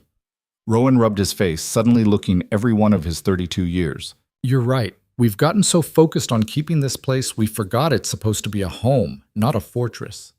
He looked at the sleeping children. What do you want to do? Lena considered. We keep working, but we also keep living. Make time for the children to be children, for us to be more than just laborers fighting off threats. How do we do both? I don't know, but we figure it out, same as we figured out everything else. The next day, Rowan took the children fishing at the creek instead of putting them to work. Lena heard their laughter drifting back to the cabin and felt something in her chest unclench. When they returned at midday, all three were soaked and grinning, carrying a string of trout. "Eli caught the biggest one," Maddie announced proudly. "Did not. It was the same size as yours." "Was bigger. Rowan said so." "I said it was a fine fish," Rowan corrected, but his eyes held warmth. They both did well. That night they feasted on fresh trout, and the cabin felt lighter somehow. Lena met Rowan's eyes across the table and saw understanding there. They'd found a small balance, a way to keep fighting without losing themselves in the battle. But Kincaid wasn't done. 2 days later, Sarah Henderson rode up with news that made Lena's blood run cold. "Kincaid's been to the land office in Virginia City, filing a water rights claim that would cut off your creek access." Rowan went very still. "That creek runs through our property. We have rights." He's arguing it's a navigable waterway, which means territorial control, not individual ownership. If he wins, he could legally divert the water before it reaches your land. Sarah's face was grim. "Tom heard it from the clerk. Thought you should know." After Sarah left, Rowan saddled his horse without a word. "Where are you going?" Lena asked. "To talk to Kincaid, end this before it gets worse." "That's a bad idea. You go over there angry. You'll just give him ammunition." "I'm not letting him steal our water, Lena. And I'm not letting you ride into a trap. Because that's what this is. He wants you to come at him angry, make a mistake he can use." She grabbed his arm. "Think, if you confront him now, what changes? He's already filed the claim. You going over there just plays into his hands." Rowan's jaw worked, but he didn't mount up. "So what do we do? Just let him take everything?" "We fight smart instead of hard. Get our own lawyer. Fight it in court where evidence matters more than who's got more guns. Lawyers cost money we don't have. Then we find the money, sell something, borrow, whatever it takes." Lena's voice was steady.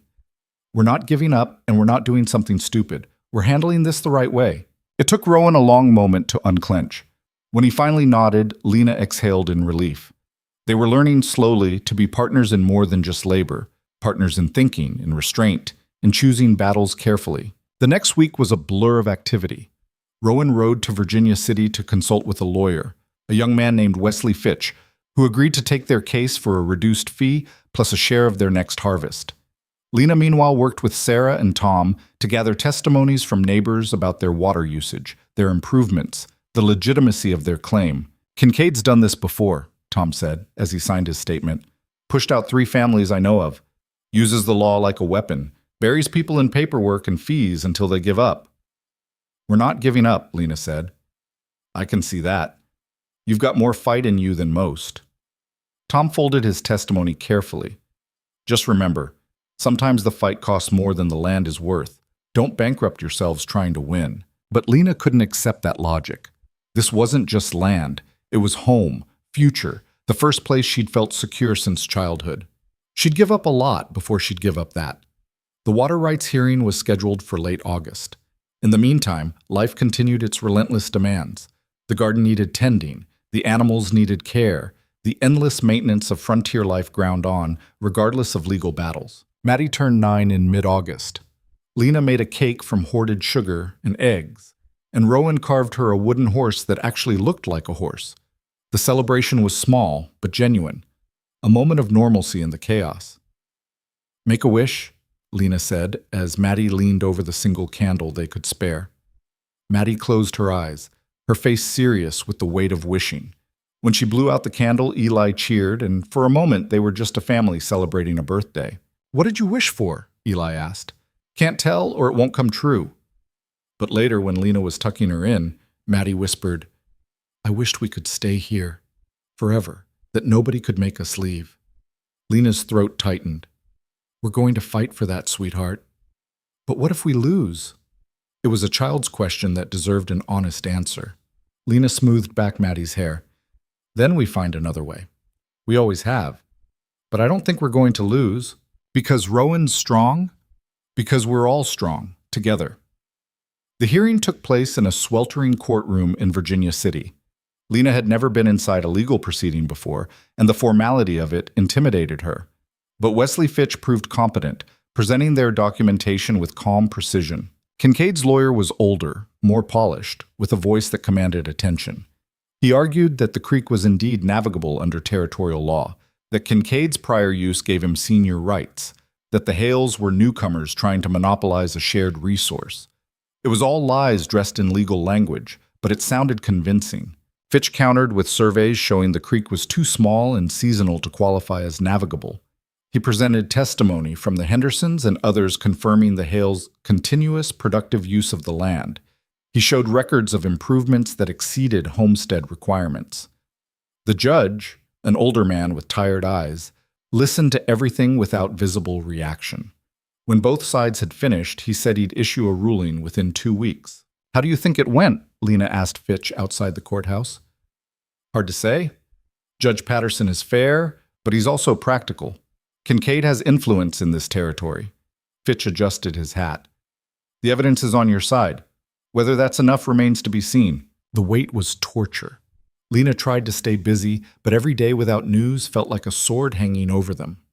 Rowan grew increasingly tense, snapping at small things and apologizing immediately after. The children walked on eggshells, sensing the adults' stress. On the 13th day, a rider came with the decision. Judge Patterson had ruled in their favor. The creek was not navigable under territorial law, and the Hales' homestead rights included water access. Kincaid's claim was denied. Lena read the decision 3 times before she believed it. They'd won. Actually won. Rowan grabbed her and spun her around, both of them laughing with relief. The children caught the mood and started dancing around the cabin, whooping with joy they didn't fully understand but felt completely. That night they celebrated with a feast cobbled together from everything good they had: venison, fresh vegetables from the garden, biscuits with butter, and precious coffee saved for special occasions. The meal was chaotic and perfect, filled with laughter and the giddy relief of people who'd been holding their breath for weeks.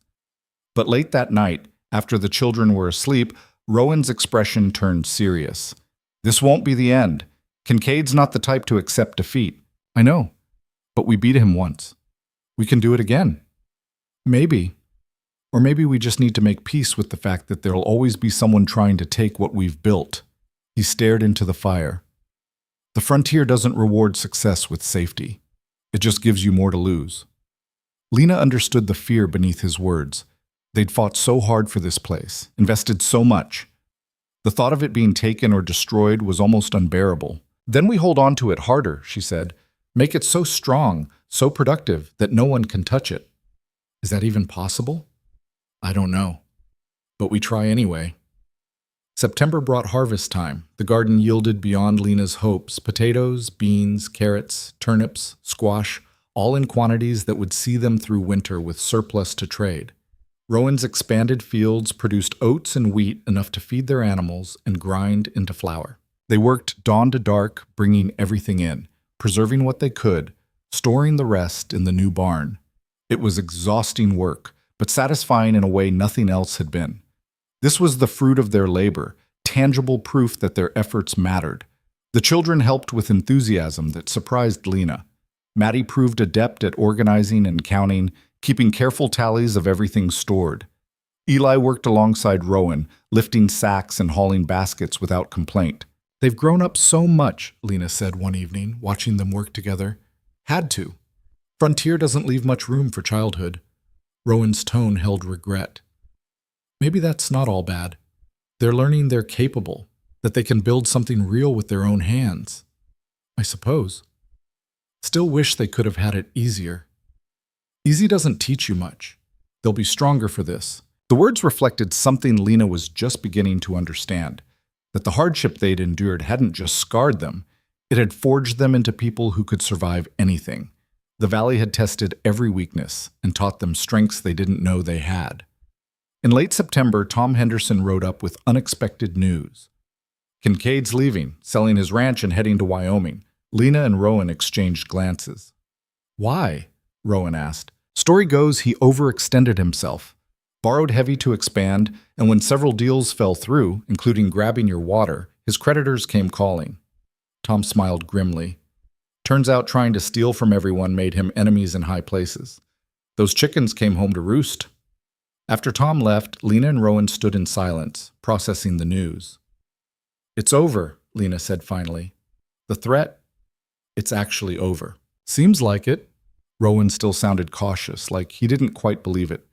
We can stop looking over our shoulders. Stop preparing for the next attack. She turned to him. We won, Rowan. Not just the water rights, but everything.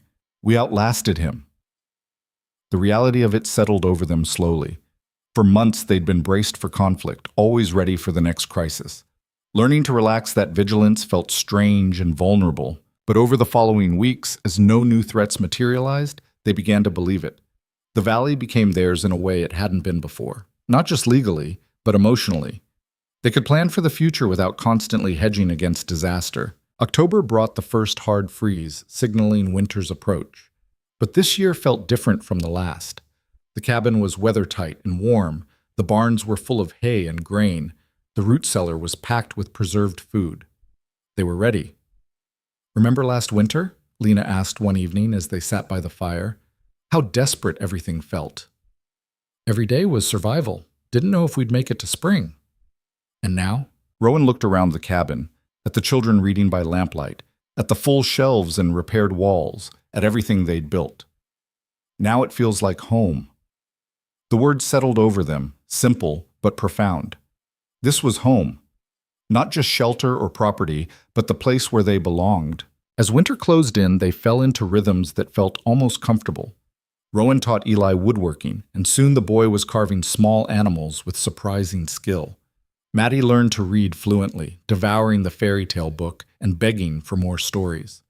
Lena and Rowan spent long evenings planning improvements for spring, another room for the cabin, expansion of the fields, maybe even livestock beyond chickens and the cow. But it was the small moments that mattered most.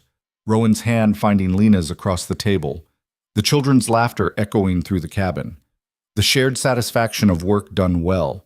These were the threads that wove them together into something more than a practical arrangement. One night in November, after the children were asleep, Lena found herself studying Rowan's profile in the firelight. He'd changed since that first day in the valley. The hard edges had softened slightly. The constant wariness had eased. He looked like someone who'd found his place. What? He asked, catching her staring. Just thinking about how far we've come. Long way from that first night. You holding a rifle on me, ready to shoot if I made a wrong move. Lena smiled at the memory. You can't blame me. Strange man showing up, making outrageous offers. It was outrageous. Still can't believe you said yes. I didn't have much choice at the time. And now? The question was casual, but Lena heard the weight beneath it. She considered her answer carefully. Now I choose this every day. Not because I have to, but because I want to. Rowan's expression shifted. Surprise, relief, something deeper. That mean what I think it means? Depends on what you think it means. I think it means this stopped being a business arrangement for you, same as it did for me. Lena's heart kicked up, but she met his eyes steadily. When did it stop being business for you? Honestly? Around the time you yelled at me in the middle of winter for building the shelf wrong. You were so angry, so alive, so damn determined not to just accept things. He smiled slightly. Realized then I didn't want a convenient partner. I wanted you specifically. The admission hung between them, honest and vulnerable. Lena felt her defenses. The ones she'd built after Samuel, after every disappointment and betrayal, finally crumbled completely.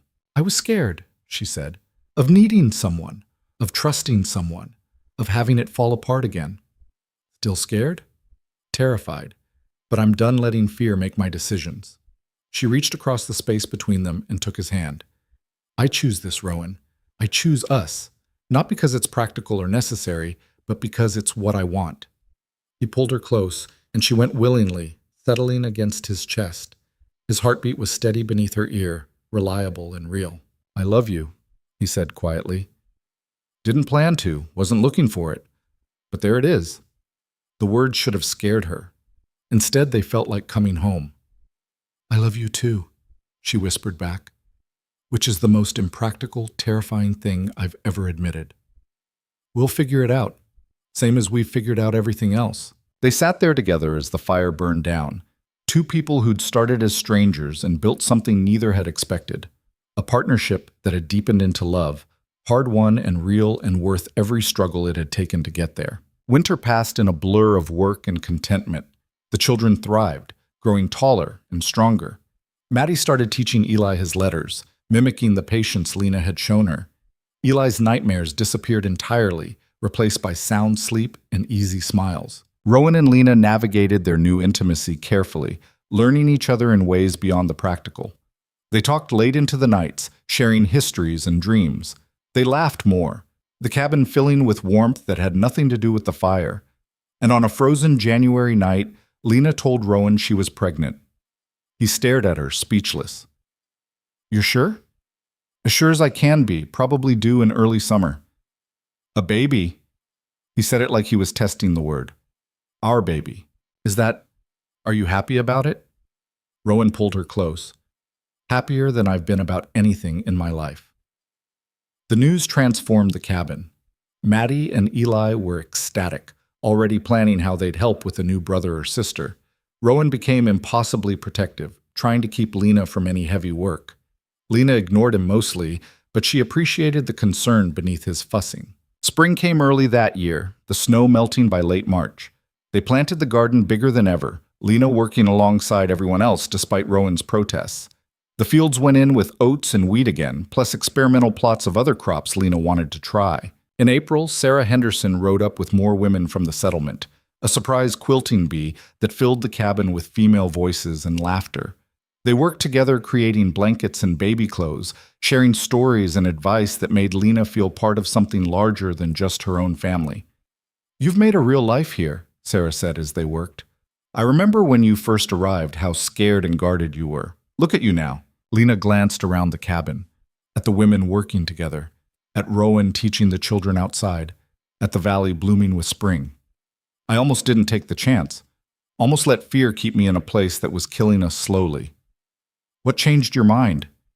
"Desperation at first, but then—" She paused, searching for the right words. "Then I realized that the safe choice and the right choice aren't always the same thing. Sometimes you have to risk everything to gain anything." Sarah smiled. "That's frontier wisdom right there." The baby came in late June during a thunderstorm that shook the cabin walls. Sarah and 2 other women attended the birth while Rowan paced outside with the children, all 3 of them anxious and useless. When the baby's cry finally cut through the storm, Lena heard Rowan's whoop of relief. Minutes later, he was allowed inside, approaching the bed with the careful reverence of someone holding something infinitely precious. "A girl," Lena said, exhausted but smiling. "We have a daughter." Rowan stared at the tiny red-faced infant with wonder. "She's perfect." "She's loud and angry at being born, but yeah, she's perfect." They named her Rose for the wild roses that grew along the creek. Maddie and Eli were immediately smitten, fighting over who got to hold her, who got to fetch things, who loved her more. Watching her family gather around the newest member, Lena felt something she'd thought lost forever. Complete peace. Not the absence of struggle, because the frontier would never grant that. But peace in knowing she was exactly where she belonged, with people who mattered, building something that would outlast all of them. The summer passed in a haze of new parenthood and endless work. The garden flourished, yielding even more than the previous year. The fields produced well despite a dry spell in July. The cattle they'd acquired in spring were thriving, and Rowan talked about expanding the herd. In August, a surprise visitor arrived, Wesley Fitch, the lawyer who'd helped them with the water rights case. "Just passing through and thought I'd check on my favorite clients," he said, though his eyes held something more purposeful. "Over dinner," he explained. "The territorial government is expanding homestead support. They're looking for success stories to encourage settlement. Your claim, how you've built it up, how you've met every challenge, they want to feature it in promotional materials." "Why would we want that?" Rowan asked. "Because it comes with benefits. Access to better credit, priority for equipment purchases, legal support if you need it." Fitch leaned forward. "Plus, it sends a message to anyone else thinking about trying what Kincaid did. You're not isolated homesteaders anymore. You're recognized, protected." Lena and Rowan exchanged glances. It felt strange being held up as an example when they'd just been trying to survive. "We'll think about it," Rowan said. After Fitch left, they discussed it long into the night. "Feels like giving up privacy," Lena said, "inviting scrutiny. But it also legitimizes everything we've done, makes it harder for the next Kincaid to come after us." Rowan bounced Rose gently as she fussed. and it might help other families avoid what we went through. Is that our responsibility? Maybe not, but it could be our choice. So, they agreed to Fitch's proposal, and over the following months, their homestead was surveyed, photographed, and written about in territorial newspapers. It felt surreal seeing their lives reduced to paragraphs and statistics. But it also felt validating, proof that their struggle had meaning beyond just their own survival. By the time winter arrived again, they'd become minor celebrities in the territory. People visited to see the model homestead, to ask advice, to hear their story. It was exhausting and invasive, but also strangely satisfying. "Never thought I'd be giving farming advice," Rowan said, after a particularly long day of visitors. "Never thought I'd be teaching other women how to preserve food for a family of 6, Lena replied. "Life's full of surprises." That second winter was nothing like the first.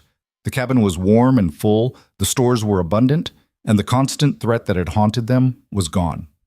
They settled into routines that felt earned rather than imposed. Family dinners, evening stories, Rowan carving by the fire while Lena sewed and the children played. On a clear February night, Rowan and Lena stood outside watching the stars while Rose slept inside, and the older children did the same. "You ever wonder how different things would be if you'd said no that first day?" Rowan asked. "All the time. I'd probably be working myself to death in Virginia City. The children would be hungry and scared. Everything would be worse. For me too. This place would still be half built. I'd be alone, probably bitter, definitely lonely." Lena leaned into him. "Strange how the desperate choices sometimes turn out to be the right ones. Maybe that's the secret. Maybe the frontier rewards the desperate ones who are brave enough to take the risk." She considered that. All around them, the valley lay quiet and beautiful, transformed by their effort from wilderness into home. 2 years ago, she'd been a woman with no options and no hope. Now she was someone with a partner she loved, children who were thriving, and a future that stretched out full of possibility. "I think the frontier just tests you," she said finally. "Keeps testing until you either break or prove you're strong enough to stay. We were strong enough." "We were desperate enough," Rowan corrected. "Desperate enough to try something crazy. But yeah, we were strong too." They stood there together in the cold, and Lena thought about all the moments that had brought them here. The desperate proposal, the brutal winter, the fights and reconciliations, the threats and victories. Each one had been necessary. Each had taught them something they needed to know. The frontier had demanded everything from them: their pride, their independence, their illusions about what they could do alone. But in taking those things, it had given them something better: the knowledge that together they could survive anything, build anything, become anything they needed to be. Spring came again, and with it, another season of planting and building. But this year, they worked with confidence rather than desperation. The garden went in efficiently. The fields were prepared with practiced ease. They added the extra room to the cabin, finally giving the family space to spread out. Maddie turned 10 and announced she wanted to learn to ride properly. Rowan taught her patiently, and by summer's end, she could handle a horse as well as many adults. Eli, now 7, had become Rowan's shadow, learning everything about running a homestead and soaking it up like dry ground taking rain. Rose took her first steps in August, tumbling across the cabin floor into Lena's waiting arms. The whole family celebrated like it was a national holiday, and maybe for them it was. Another milestone, another sign that they were building something that would continue. In September, Sarah Henderson brought news that the territorial government was establishing a school district. Their valley and 3 surrounding ones would share a teacher, with classes rotating between locations. "Means real education for the children," Sarah said. "Not just what we can teach them ourselves." Lena felt the significance of it.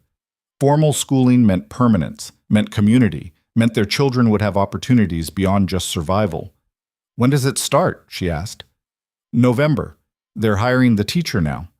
When Lena told Maddie about the school, the girl's face lit up with an excitement she tried to hide. "I don't need school. I can already read." "You can read 1 book. Imagine having access to dozens, hundreds." Lena smiled at her daughter's transparent longing. "It's okay to want things, Maddie. Okay to reach for more than just getting by." That night, Lena shared the conversation with Rowan. "She's so much like you," he observed, "afraid to want things because wanting leads to disappointment." "Is that how you see me?" "It's how you were. Not anymore." He looked at her steadily. "You've changed, Lena. Opened up. Let yourself want things and work for them without the constant fear it'll be taken away. She realized he was right. Somewhere along the way, she'd stopped bracing for disaster and started believing in their future. The shift had been so gradual she'd barely noticed, but it was profound. The frontier changes people, she said. Breaks some, makes others stronger. It gave us each other. That's worth every hardship. November brought the first snow and the start of school. Maddie rode to the Henderson place 3 days a week, returning with her head full of new knowledge and stories about the other children. Eli would start the following year, already counting down the days. Winter settled over the valley again, but this time it felt peaceful rather than threatening. They had everything they needed and most of what they wanted. The cabin was warm, the family was healthy, and the future stretched out full of promise. On a quiet evening in December, with Rose asleep in her cradle and the older children reading by lamplight, Lena found herself reflecting on the journey that had brought them here. All the fear and struggle, the desperate gambles and hard-won victories. It had forged them into people capable of building something that mattered. "What are you thinking about?" Rowan asked, catching her expression. "That I'm grateful. For all of it, even the hard parts. Because they led here." He took her hand. "Me too." The children looked up from their books, sensing the moment's significance without understanding it fully. They were too young to know how remarkable their lives were, how easily everything could have gone wrong. But they'd learn eventually, and when they did, they'd understand that survival wasn't about avoiding hardship. It was about facing it together and refusing to break. Outside, snow fell softly over the valley, blanketing everything in white. But inside the cabin, warmth and light and laughter proved that home wasn't a place you found. It was something you built, piece by piece, through effort and faith and the stubborn refusal to give up when everything said you should. Lena looked around at her family, at the life they'd created from nothing but desperation and determination, and felt something she'd never expected to feel again. Contentment. Not the absence of struggle, because the frontier would always bring new challenges, but the deep satisfaction of knowing that whatever came, they could handle it together. The valley had tested them and found them worthy. Now it was theirs, not just legally, but in every way that mattered. They'd taken a gamble on each other when they had nothing to lose, and built it into something neither could have imagined. A partnership that had become love, a shelter that had become home. Strangers who had become family. And that, Lena thought, as Rowan's arm came around her shoulders and the children settled closer to the fire, was worth every moment of fear and doubt it had taken to get here. The frontier demanded everything, but for those brave enough and stubborn enough to meet its terms, it gave back something precious. The chance to build a life entirely your own, earned through sweat and sacrifice, and the refusal to quit when quitting would have been easier. They'd taken that chance, and they'd won. Years later, when people asked Lena about those early days, about how they'd survived when so many others failed, she'd think carefully before answering, because the truth wasn't simple or easy to explain. It wasn't about being stronger or smarter or luckier than anyone else. It was about being desperate enough to try something impossible, and stubborn enough to keep trying when it got hard. It was about learning that independence wasn't the same as strength, that accepting help wasn't the same as weakness, that partnership meant giving up some control to gain something better. It was about trust earned slowly through 1,000 small actions, about love that grew from respect and shared struggle rather than easy romance. Most of all, it was about choosing each other every day, not because they had to, but because they wanted to, because they'd built something together that neither could have built alone, and that shared creation was worth fighting for. The frontier didn't care about their story. It would test the next family just as hard, demand the same sacrifices, break the weak and forge the strong. But Lena and Rowan had met its challenge and prevailed, not by being perfect, but by being persistent, by being partners in the truest sense. And in the end, that was enough. The valley stretched around them, beautiful and harsh and home. The cabin stood solid against the mountains, smoke rising from its chimney into the clear Montana sky. Inside, a family gathered around the fire, not bound by blood alone, but by choice and effort and the unbreakable bonds forged through survival. This was their victory, hard-won and precious. Not given, but earned. Not perfect, but real. And it was enough.